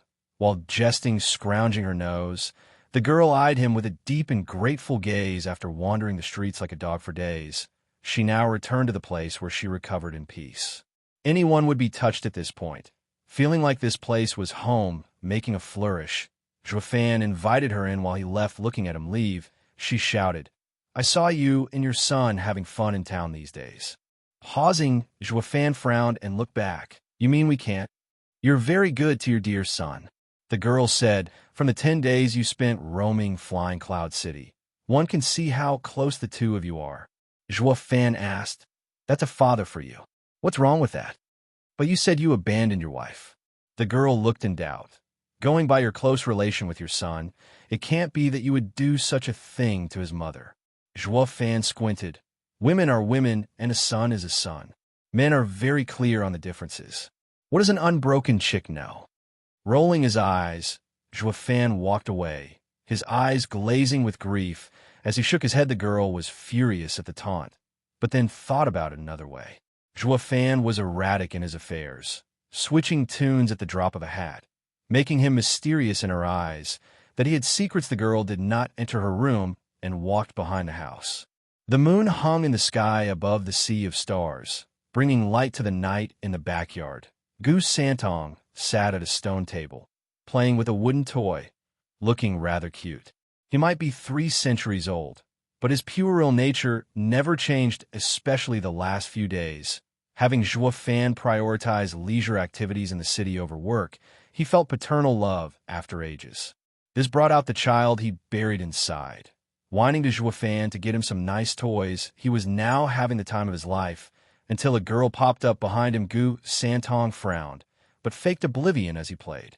Fan kept telling him to play dumb and act like a wee child. "Goose Santong, was it?" The girl showed the child a bright smile, looking at his toy. "Wow, how pretty. Did your dad get it for you?" Eyeing her, Goose Santong was vague. "Get on with it, or sleep it off." Ugh. The girl froze at such hostility, her face twitching hard. Why is he so mean? Wait, it's not the child's fault, but who he lived with. That guy's bad influence. I must hold it in. Smashing down the anger, the girl showed a kind face as she said, "Santong, you shouldn't talk like that to me. It isn't nice. Who in hell would be nice to a broad that tried to kill the both of us?" Goose Santong bit back. She almost spat blood in anger, her body shuddering. The apple doesn't fall far from the tree. These two's words are so biting, always antagonistic, and it's pissing me off. That's not the problem here, since all is that guy's fault, not the child. I must stay strong. The girl's face twitched like no tomorrow, showing a look worse than crying. "Child, can't you use kinder words? I just wanted to ask you. Out with it already." Goose Santong snapped, outraged. The girl gnashed her teeth. "Ha ha ha, child, you sure are feisty. Then I'll be frank. Did your dad really abandon your mom?" Goose Santong shook, then paused from playing. He then nodded, his reply cold. "Yes." The girl looked disappointed, the outcome out of her presumption. "Do you like your mother?" "Yes." "Don't you hate your dad for what he did?" "No." "Why?" The girl was stunned. Goose Santong went silent as he stared at the toy in his hand. He sighed. "If Dad had stayed with Mom, she would have died. What do you think he should have done?" "What?" The girl stood speechless. "Young Sanzi, are you playing there? You're supposed to be in bed at this hour." Fan's shout came from afar. Goose Santong ignored the girl and went to Fan's room. "Dad's calling me. I need to go." Goose Santong's young appearance that contrasted with the upright stance left the girl in stunned silence. The son resembles the father, but not to the extreme. It looks like he isn't as cruel as he lets on. Meanwhile, Goose Santong got in the room to find Fan sitting at a table, giving him an annoyed and sad look. "What are you doing telling her so much? I just don't want her to curse you every time you meet. What's the problem? I'm no saint either, and I've been cursed more than I can count. But I don't want to hear anyone curse my dad. Gu Santong climbed on the bed with a bored look. I used to smash any that cursed you, but since you don't want me to fight, I want to not hear people cursing my dad. Zhua Fan gave him a long look and nodded, son. The next morning, Zhua Fan and Gu Santong woke up refreshed from cultivating. Welcoming the coming of a new day, Gu Santong smiled. Dad, the broad is back. Are we still toying with her? Of course, the more carefree we are, the better. The real fish has yet to bite, ha. Zhua Fan nodded. Gu Santong cheered in excitement. Showing out to be the child, he was. Zhua Fan nodded, enjoying this rare moment of fatherhood, but the girl's gentle figure suddenly popped in his face. Zhua Fan asked, "What are you doing?" "Me and young Sanzi are going out." "Great, now take me with you." The girl gave a bright smile. Zhua Fan furrowed his brow. "Why?" "Yeah, my dad and I are having fun. So why bring you along? To be a stick in the mud." Gu Santong shunned her. Making his position clear as day, she wiggled her cute nose, made a pout at the kid, then turned to Zhua Fan to impose. "Who's to say you won't report me once you go out? That's why I have to keep an eye on you." Squinting, Zhua Fan paused before showing a wide smile. "Fine, since Miss wants to, then come along. As long as you don't misunderstand." "Misunderstand what?" The girl was curious, but Zhua Fan's reply was a shifty grin. An hour later, "Oh, Sir Gu, you brought your son to play again. What a great father you are spending these days with your son. And now you even brought the madam. My, Sir's madam is a world beauty. No wonder she has been cooped up at home for so long, ha. The trio walked down the street with many shouts aimed at them. Zhua Fan just replied with a smile, and Nod the girl was blushing harder than a tomato. She now realized what he meant and grumbled. "Why aren't you saying anything? I'm not your wife, but cousin." "There's no point talking to these chatterboxes. They'll say whatever they want anyway. And I don't want to talk to some sellers either." Zhua Fan grinned, his eyes always scanning his surroundings. By his calculations, the girl had been hiding the past days, making it hard for her friends to find her. Now that she walks in broad daylight, they should get in touch. One of the reasons why he accepted to take her along as bait. "Stop! Who are you people?" A patrol came by and barred their way. The girl tensed, ready to bolt, but Zhua Fan held her, smiling. Zhua Fan did the talking. "We're the Gu family from a nearby house." Taking a jade slip, the man read it and waved them off. "Oh, the new Gu family, Gu Yifan, Gu Santong, and Gu Qingyan. You're free to go." The patrol resumed their duty. The girl was stunned. "They let us go that easy?" Zhua Fan easily guessed her thoughts. "Did you forget we got registered a few days back? That jade slip has our portraits and details. In this flying cloud city, we are a family of 3. "Then what have I been doing these days? Skulking around like a scare mouse." The girl was stumped. Zhua Fan shrugged. "Yeah. Why did you run?" "That's what's called guilty looking. Shifty. Homeless." The father and son enjoyed teasing the hell out of the blushing girl. None of them noticed a pair of eyes watched from a dark corner. Chapter 859, Relative Invasion. Chapter 859, Relative Invasion. Proofreader, Papatonks. "Dad, I want this and that." "Oh, this as well." In the noisy street, the trio strolled through the shops like one big happy family. Gu Santong, like any child, would jump around at anything that caught his attention, which was everything. Zhua Fan spoiled him like a true rich guy, forking out spirit stones without a twitch and throwing them to the shopkeeper with an attitude. "I'll take it all, haha." "Thank you, sir." "Thank you." The shopkeepers were overjoyed seeing their profit, so Gu Santong was having the time of his life with this new batch of toys. The two's happiness was infectious as it finally got through the girl, making her smile. "Candy figurines. Come and enjoy candy figurines." The shouts had Gu Santong turn around with sparkling eyes as he saw an old man in his stall. "Dad, what is that? All looks and no substance. You could just ignore it." Zhua Fan spoke, but the sweets were all that were reflecting in Gu Santong's childish eyes. The girl lit up and smiled. "Young Sanzi, I'll buy you some, all right?" Gu Santong grumbled, then looked at Zhua Fan for permission. "Haha. The girl's a freeloader, so getting something out of her is natural." Zhua Fan scratched his nose and teased. "Young Sanzi, go all out and get what you want." Fleece her down to the last stone. Gu Santong bobbed his head in glee, then looked around for his targets, wanting not just the candy but heaps of other stuff. He showed a brilliant smile, extending his cute hand to the girl. The girl's face twitched and glared at Zhuo Fan. I just knew you're a bad influence on the child. You're not buying? You liar. Zhuo Fan twisted his head away, grinning inside. Gu Santong pouted and complained the kid sure knew how to use his adorable puppy eyes to melt her resistance, and so she nodded with a smile. Don't worry, young Sanzi, I'll buy it all. She went to the candy cellar, but not before glaring at Zhuo Fan and making faces. It was hard to tell if she was being cute like Gu Santong or plain angry. Zhuo Fan held Gu Santong's hand as they looked around, enjoying themselves. How much for candy? Whoosh. But then a shadow fell on her, holding her mouth and taking her away. He took but a second to vanish from the crowd. Not even the people near noticed a thing. The seller looked ahead curiously. Didn't someone call me just now? Am I hearing things? Strange. The seller got over it fast, returning to shouting his wares woo. In a dark and desolate corner, the girl struggled in fear under the attacker's hand, but the hand clamped down like an iron vice. Not letting a sound escape, she panicked. Wanting to unleash her power to break free, there was no point playing now. Not when the attacker had to be from the Flying Cloud Manor. Yinner. It's me. The attacker spoke hastily before she did anything rash. Halting. The girl stopped her resistance at the voice. She instead turned a shocked look at the handsome guy that just let her go. You're alive, cousin. The father and son were enjoying themselves, but when they looked back, they found the girl gone. Where's the girl gone to? Gu Santong asked Zhuo Fan. Did we scare her off from asking for so many things from her? Zhuo Fan staggered and shook his head. All those things you asked for are barely a few spirit stones. Not to mention, she's someone important in the eastern lands with her high cultivation. Scaring her off? And where would she be staying if she did? Oh right, the past 10 days were spent homeless and in suffering. She doesn't have a nerve to wander around town alone.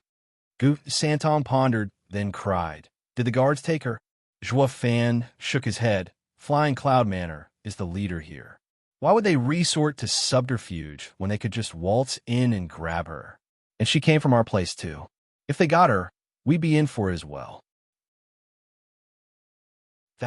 I bet this is the hand of her friends. Zhuo Fan smiled at Gu Santong's lost look. With her walking in broad daylight, all casual, her friends must be stunned and wanted to take her for answers. Gu Santong showed a vague smile. Dad, this time we hooked a big fish. Yeah, but that will put an end to our vacation.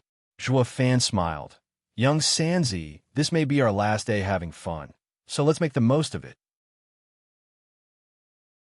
I'll take you anywhere you want to go. I heard there's a street packed with food stalls 100 miles east of the town. Let's go eat our fill. Brat, you only think with your stomach. Food first, and then the rest.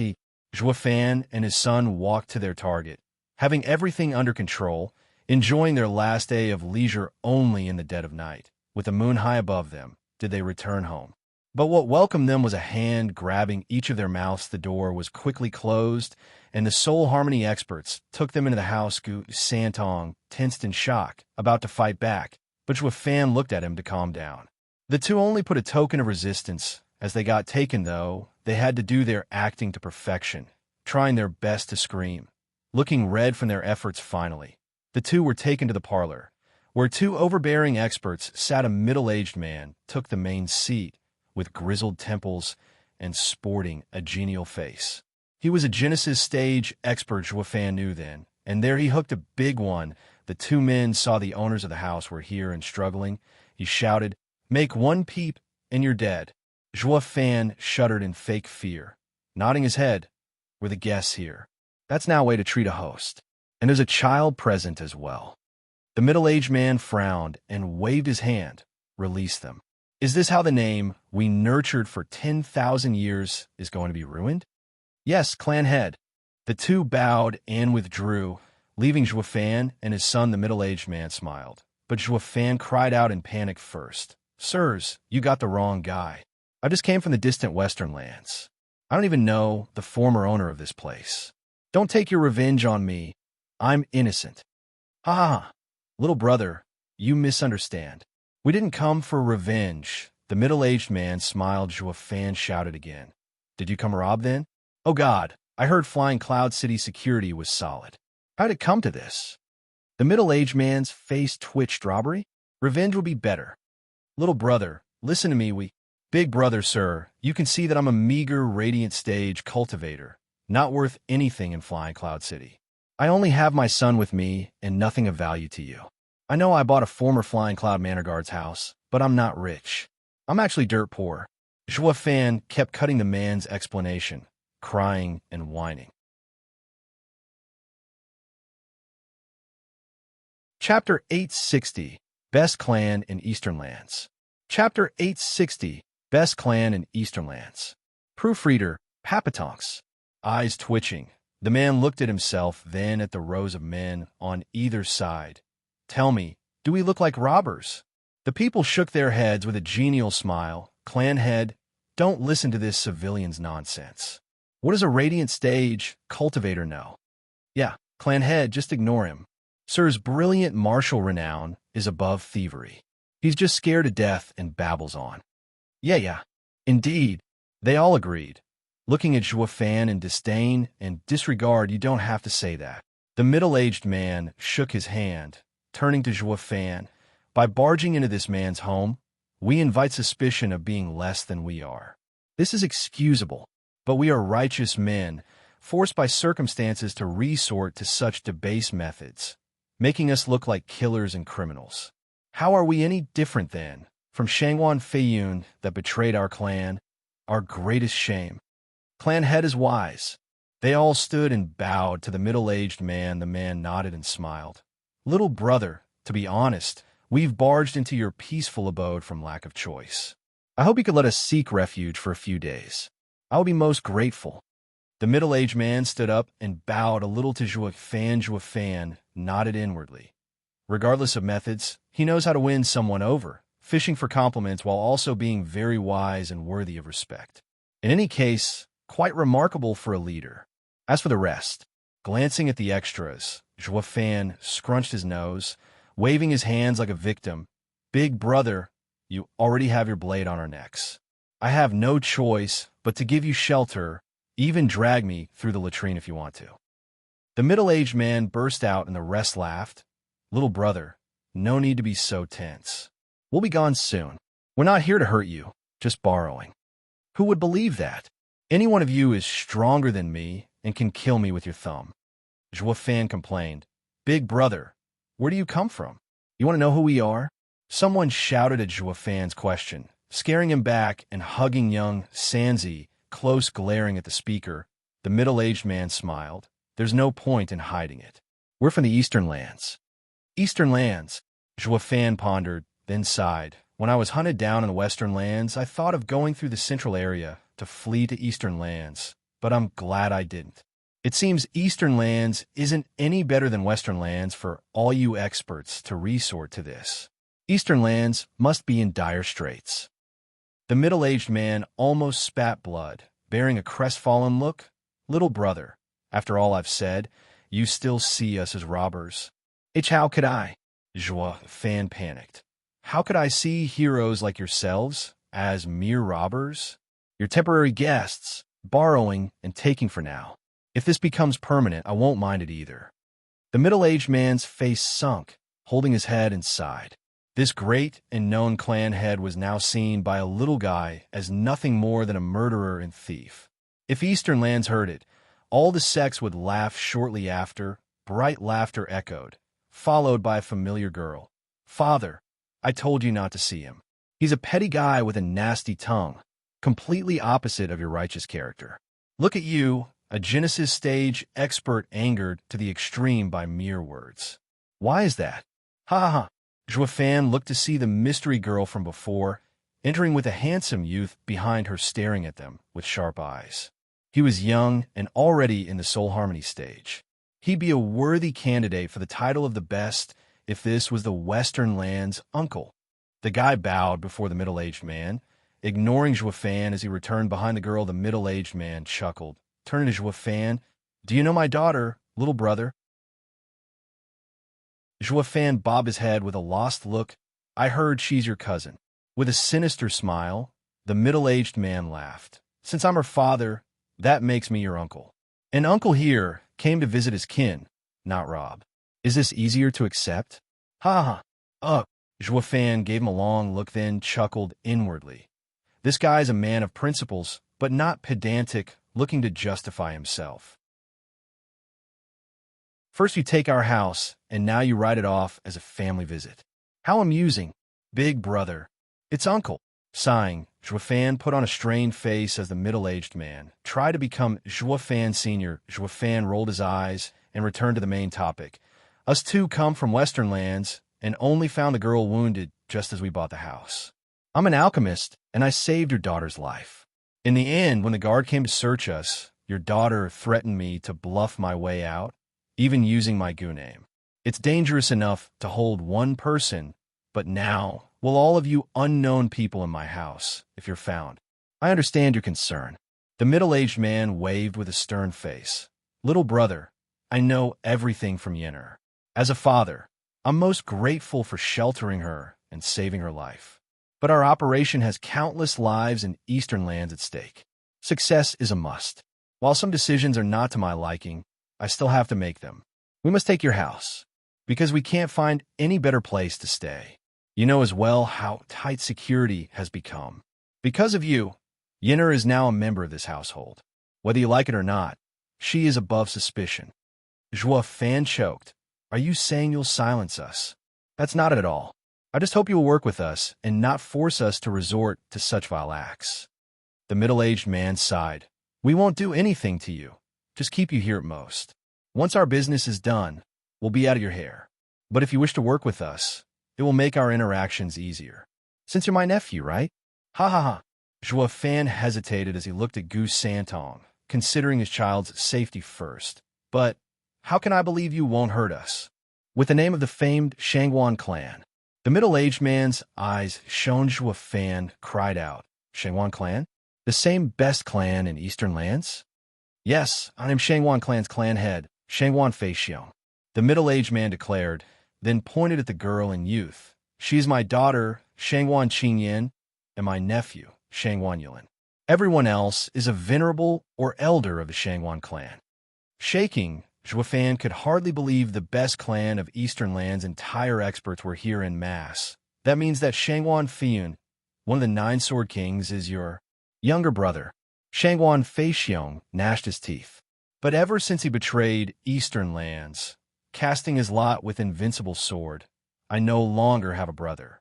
We came here to take back the Eastern lands' treasure he stole. Little brother, I hope, on account of the alliance between the 4 areas, that you'd help hide us." Fan's heart sank, looking into Shangwan Feixiong's wise eyes, and nodded. "Don't worry, uncle, we're all on the same side. I will definitely help the Shangwan clan succeed." Wait, what? His heroic valor got Shangwan Feixiong to nod in reflex. But then he cried out, startled, What did you call me?" Fan scratched his nose with a chuckle. "Uncle, didn't you see yourself as such? Did you forget already?" Fan patted Gu Santong's head proudly. "Young Sanzi, we're hailing for a renowned clan. Once we return with Uncle to Eastern lands, none shall pick on us. We'll see if they dare lay a finger on us after uttering the name Shangwan. We're no longer vagrants. Ha ha ha. Yeah, let's also go slaughter Western lands later. Kill all our pursuers." Gu Santong bobbed his cute head, bearing a nasty smirk. Everyone else looked on, speechless, for crying out loud. One moment they were scared like mice, and now they have no shame with power behind them. Chapter 861, Opportune Nephew. Chapter 861, Opportune Nephew. Proofreader, Papatonks. Everyone looked dumbstruck at the crass father-son pair. What's wrong with these two? They have yet to come from old money and power, yet they're acting more obnoxiously than a clan with a deep heritage. What? Drop the Shangwan clan's name around so no one will pick on you. I bet you're planning the opposite, to use the name to pick on people. We came from the renowned Shangwan clan in the Eastern lands, but we're educated and no honor. We definitely won't let some disrespectful guys like you ruin our good name." Everyone turned to Shangguan Feixiong. Clan head, you started it. Now finish it. Shangguan Feixiong shook his head, his face twitching. There was no way he would just accept someone as his nephew. He only used it as a leverage to become friends. But how was he to know there was such a brazen guy in the world trying to leverage him instead? He's just a punk. I didn't think the owner of the house would be a bastard. As everyone had nothing but contempt for the two, Shangguan Qingyan laughed. Having been around them the past few days, this Missy had gotten quite friendly, or maybe she understood them the best, seeing them declare this with a straight face. She liked it. Hey, how about you become my real cousin? Zhuo Fan turned to her and shook his head. Who the hell would? It's that I don't have a choice. Shangguan Feixiong would be pissed if she could hear him. Oh, please, for me to accept you as one is the greatest fortune of your lifetime. It's leapfrogging into power, yet you freaking shun it? You're nothing but a moron. Which was a moot point since he didn't know where to begin. He only felt that taking this pair into his fold would be the greatest mistake of his life, but as the leader, his word was gold. Once spoken, he couldn't just take it back. He sighed. Then you will become Shangguan clan's front, blocking the Flying Cloud Manor's investigation. When we all go to Eastern Lands, you'll be rewarded for your efforts. Yes, uncle. With a genial smile, Zhuo Fan was open in his attempts. Shangguan Feixiong only felt pain instead.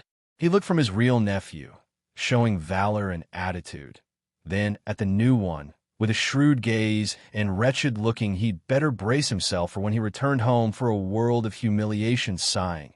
Shangguan Feixiong waved his hand, tired like never before. Since we're now in understanding, you are dismissed. Shangguan Feixiong stood and walked towards the backyard. Uncle, let me get you a nice room. Zhuo Fan skipped next to him, like the most obvious toad there was, beaming. Allow your nephew to lead you. No, we already got our rooms. You just have to play your part. Shangguan Feixiong shunned him. Zhuo Fan just didn't know when to quit. How can I? I have to do my duty for the family. Screw your duty. That was just a blunder of mine. Rolling his eyes, Shangguan Feixiong wanted to push Zhuo Fan away, but Zhuo Fan stuck with him with his nauseatingly sweat flatteries. It only vexed the clan, head more bam. With a sudden sound, Zhuo Fan was suddenly pushed back hard. Looking up, he found the genuine cousin. Their Shangguan Yulin gave him a cold gaze, then took Shangguan Feixiong's arm and left. This time he didn't refuse. The rest shrugged at the event, mocking Zhuo Fan. As they left, it just so happened that some of the mockery reached the duo's ears. Humph, a social climber who doesn't know when to quit. Shangguan clan will be shamed now, having these thugs. Exactly, but what can you do? They just got lucky to meet us when we need them. Ha ha ha. The name of Shangguan clan is enough for these fools for several lifetimes. Gu Santong clenched his fists, but Zhuo Fan pulled him back. Young Sanzi, now I'm your real aunt. Hi hi hi. Shangguan Qingyan skipped over with glee. Holding young Sanzi's face with a smile, young Sanzi looked at her with a cold gaze and slapped her hand away. You're no aunt of mine. Gu Santong gave her the cold shoulder as he left Zhuo Fan side and side. Invincible Scamp had never been so humiliated in his life. It's all for the sake of the mission. Maybe I should have just left him with Kuenpeng. He's too young, and Kuenpeng won't touch him yet. There at least he's king. I shouldn't make choices for young Sanzi, whether good or wrong. Shangguan Qingyan looked stunned. What's with young Sanzi? Did I say something? It's not you. You know, kids, so volatile. Don't mind it. Zhuo Fan went after Gu Santong. I'll look after him. See you. Seeing them go, Shangguan Qingyan looked concerned. A tall man loomed from behind. Shangguan Yulin, smiling at her lost look. Cousin, what are you looking at? I was just wondering why young Sanzi looks so annoyed. Annoyed? Ha ha ha. For a pair of greedy people, getting in a Shangguan clan should be a moment of celebration. What's there to be annoyed about? Shangguan Yulin sneered. Shangguan Qingyan glared at him. What do you know? They aren't like that. No, they just acted like brazen and obnoxious people. Anyone could see it. Why is it only you taking their side? You don't know anything. Shangguan Qingyan flicked her head away in annoyance. I've been around them for the past days, and they're kind and cherish one another, and not power-hungry people. If they were, they'd long since reported me to Flying Cloud Manor. That's because they were weak, afraid you'd kill them. No, they were never afraid or tense around me. In fact, they always had biting remarks, pissing me off. Shangwan Qingyan was firm. They have their own problems. The jeers and harsh tones are only a front. Don't misunderstand them. Cousin, why do you always side with others? There are no others. Haven't you heard Dad calling Sergu nephew? That's just a shameless punk trying to squeeze his way into the clan. Uncle is a man of virtue, not for someone like that thug to get close to. I told you, don't judge a book by its cover. Shangwan Qingyan glared, and left Shangwan Yulin's eyes flashed with anger. His fists clenched. I'll deal with you soon, you damn bastards. Just you wait. Zhuo Fan was back in his room, and saw Gu Santong on the bed with sad look as he lay on the pillow. Zhuo Fan patted his back and chuckled. What's wrong, Brad? Angry? Ha ha ha, think about it. They mock us for our weakness. It's this weakness that will drop their guard and earn their trust. That when we use them to punch through, we're deceiving them. We should be the one laughing at them. Those morons, ha ha. Gu Santong began after a long pause. We're being watched by 5 soul harmony experts not 100 meters away. I know. We're outsiders, so of course they won't believe us. They fear we'll snitch. But they're wrong. Don't you think having 5 of them watching us is kind of small? Zhuo Fan showed a devious grin, winking at Gu Santong. Gu Santong smiled at last. Yeah, I can deal with 5 in one punch. Meanwhile, Shangwan Feixiong entered into a dark room. 3 elders were already here. Sitting on the bed with eyes closed. Feixiong, what is it? One spoke, bowing. Shangwan Feixiong's tone was respectful. Venerables, the owner of the house is a nobody. He even has an 8-year-old son. We can relax for now and deal with Feiyan. Good, we'll use this foothold to make a second ambush. One elder shouted. This time, we will take the divine weapon back to eastern lands. Chapter 862, just wait. Chapter 862, just wait. Proofreader, Papatonks. Morning, seniors, ha. Bright and early, Zhuo Fan and young Sanzi were heading towards the door and were startled to see someone already there. But that didn't stop him from greeting with a smile. The exit had guards in place. Soul harmony experts with mighty auras glancing over. The 2 men put their hand out, blocking the way. Zhuo Fan looked at them puzzled as they mocked. Sorry, Sir Gu, you're the clan head's nephew. For your safety, it's best you stay inside. Oh, I see. Now I'm someone of value, haha. Zhuo Fan gave a strained laugh. You're taking our safety very seriously, I see. Why thank you. Bobbing his face with a bright smile, Zhuo Fan took young Sanzi back. Not thinking of leaving again, the men held nothing but disdain for the 2. Gu Santong looked bleak, gnashing his teeth. Damn these bastards. They take our home, and now are locking us in. Easy now, young Sanzi. Didn't I tell you already? Yesterday was going to be our last day of leisure. With a sinister smile, Zhuo Fan continued, which works best for us. They want to keep us here, so we'll use this to see their every move. Once they act and fight with the flying cloud manner, we'll be sure to reap the rewards, completing our mission. Gu Santong nodded, but that didn't mean he liked it. With these cowards, who knows how long we'll be stuck here before that happens. Ha ha, these blokes won't last long. The more they wait, the more dangerous it gets. They're more desperate than us to finish and go home. Rubbing Gu Santong's head, Zhuo Fan's eyes shone, feeling in complete control of everything. All we have to do now is just wait. Gu Santong's side nod. Let's go back to our cell. Not like I haven't done it in Tianyu. Did you come from outside? The 2 were startled by a bright voice. Turning around, they saw the young miss. First came her unique fragrance, then Shangwan Qingyan's graceful figure. Seeing Gu Santong, she went for a hug, pinching his cheeks. Young Sanzi, did you miss Annie last night? Zhuo Fan rolled his eyes. Hey lady, it's only been a night, not years. Not even your relatives will miss you. And you're not close to young Sanzi anyway. Who'd ever miss you?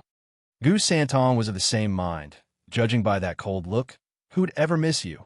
Ugh, that one went straight to her heart as Shangwan Qingyan showed a bitter smile. Young Sanzi, you're still so stubborn. Let go of me. I'm going back to sleep. Gu Santong huffed. Looking elsewhere, Shangwan Qingyan was stumped. Why is he so cold to me and angry? Who is he angry at? Glancing at Fan, he chuckled. Don't mind it, he's just being a brat. I promised to take him out to play, but you know how I'm now a new man, with the clan worried for my safety. So I have to stay inside for now, and the child. They're holding you here. Shangguan Qingyan exploded. This is your home, and we're just guests. How can they do this? That's just crossing the line. Humph, Shangguan clan isn't so shameless. Young Sanzi, don't worry. Annie here will take you out. Shangguan Qian carried Gu Santong as she marched for the door. A woman on a crusade, Zhua Fan smirked, enjoying the show that followed. Young miss. The two men bowed before Shangguan Qingyan. Unlike how they treated Zhua Fan, Shangguan Qingyan barked. What do you think you're doing? This is the Gu household, so why are you stopping the two of them? Are you settling in the role of robbers, taking another's home? Have you forgotten all the values Shangguan clan stands for? Young miss, please. The two bowed again, feeling conflicted. It's clan head's order. We're just the messengers. Shangguan Qingyan's brow shook. Dad? No way. He clearly said to look after the father and son, to be friendly. He even sees him as nephew. Yeah, it must be that clan head was worried for his new nephew that he didn't want him to go out. The town isn't safe. Bullshit. Shangguan Qingyan cut them off with her outburst. You can't lie to me. They have nothing to do with the Shangguan clan. No one's after them in Flying Cloud City. You're just trapping them here. Humph. I brought you all here, and this is what you do? It is my duty to hold the true owner of this house's side. Now shove off. I'm taking young Sanzi and Sir Zhua for a walk. Frowning, the two were very conflicted. Indecisive Zhua Fan looked from the side. He wanted Shangguan clan to pave his way, but it wasn't bad making waves and stirring things up. Either less some guy from the Shangguan clan wanted to push him around. If he didn't stand out, he'd suffer. This noise came at the best time, showing everyone Shangguan clan's young miss was on their side, and scaring off some bored chaps looking for trouble. Zhua Fan simply watched the show unfold with a hidden smile. As the situation became tense, a shout came. Cousin, uncle is calling you. The Gu father and son can come as well. The two men sighed. The clan head finally asked for young miss. It was getting a bit too tense for them. Having to choose between duty and respect. I'll go see Dad, and then we'll go out. Glaring at them, Shangguan Qingyan hugged Gu Santong as she went. Sir Gu, we'll explain it all to Dad. Zhua Fan nodded, walking behind her. Bam. Something blocked his view then, knocking into it, and stumbling 5 steps back, it was Shangguan Yulin. Zhua Fan sneered inside. Here it comes, making it hard on me. First last night, and now today. He's clearly looking for trouble. Shangguan Qingyan was enraged, holding Gu Santong as she went. While oblivious to Zhua Fan's predicament, Shangguan Yulin watched her go, then mocked Zhua Fan. Stay away from young miss. Wretched social climbers like you two won't get anywhere. Shangguan Yulin left. After that, Zhua Fan raised an eyebrow, staring hard at him. Then he shook his head. Such are clansmen, empty of talent yet full of conceit and petty. While you're looking after the Shangguan clan's name, I have a way bigger goal in mind. Zhua Fan shook his head before going as well. People gathered into the parlor, where Shangguan Qingyan and Shangguan Feixiong were already present. Seeing her dad, Shangguan Qingyan started whining. Ha ha ha. All right, I was only thinking of the two's safety. I'll make sure to berate those insensible men. Shangguan Feixiong was a leader after all, easily handling this trifle. Then he turned to Zhua Fan. Yi Fun, you're part of the Shangguan clan now and must shoulder the burden. None of us can walk outside, and the task of gathering information falls to you. Qingyan, Yulin, you'll provide assistance in the light and in shadows. Shangguan Qingyan lit up. Then young Sanzi can go outside. Of course. Shangguan Feixiong smiled. I said that they misunderstood my intention. I never wanted to hold the two here. Great. Shangguan Qingyan cheered, hugging young Sanzi close. Young Sanzi was also smiling. Only Zhua Fan had a calculative look. You're tuning in to the Warrior Lore YouTube channel. Don't forget to subscribe and join us on this journey to catch the most captivating stories.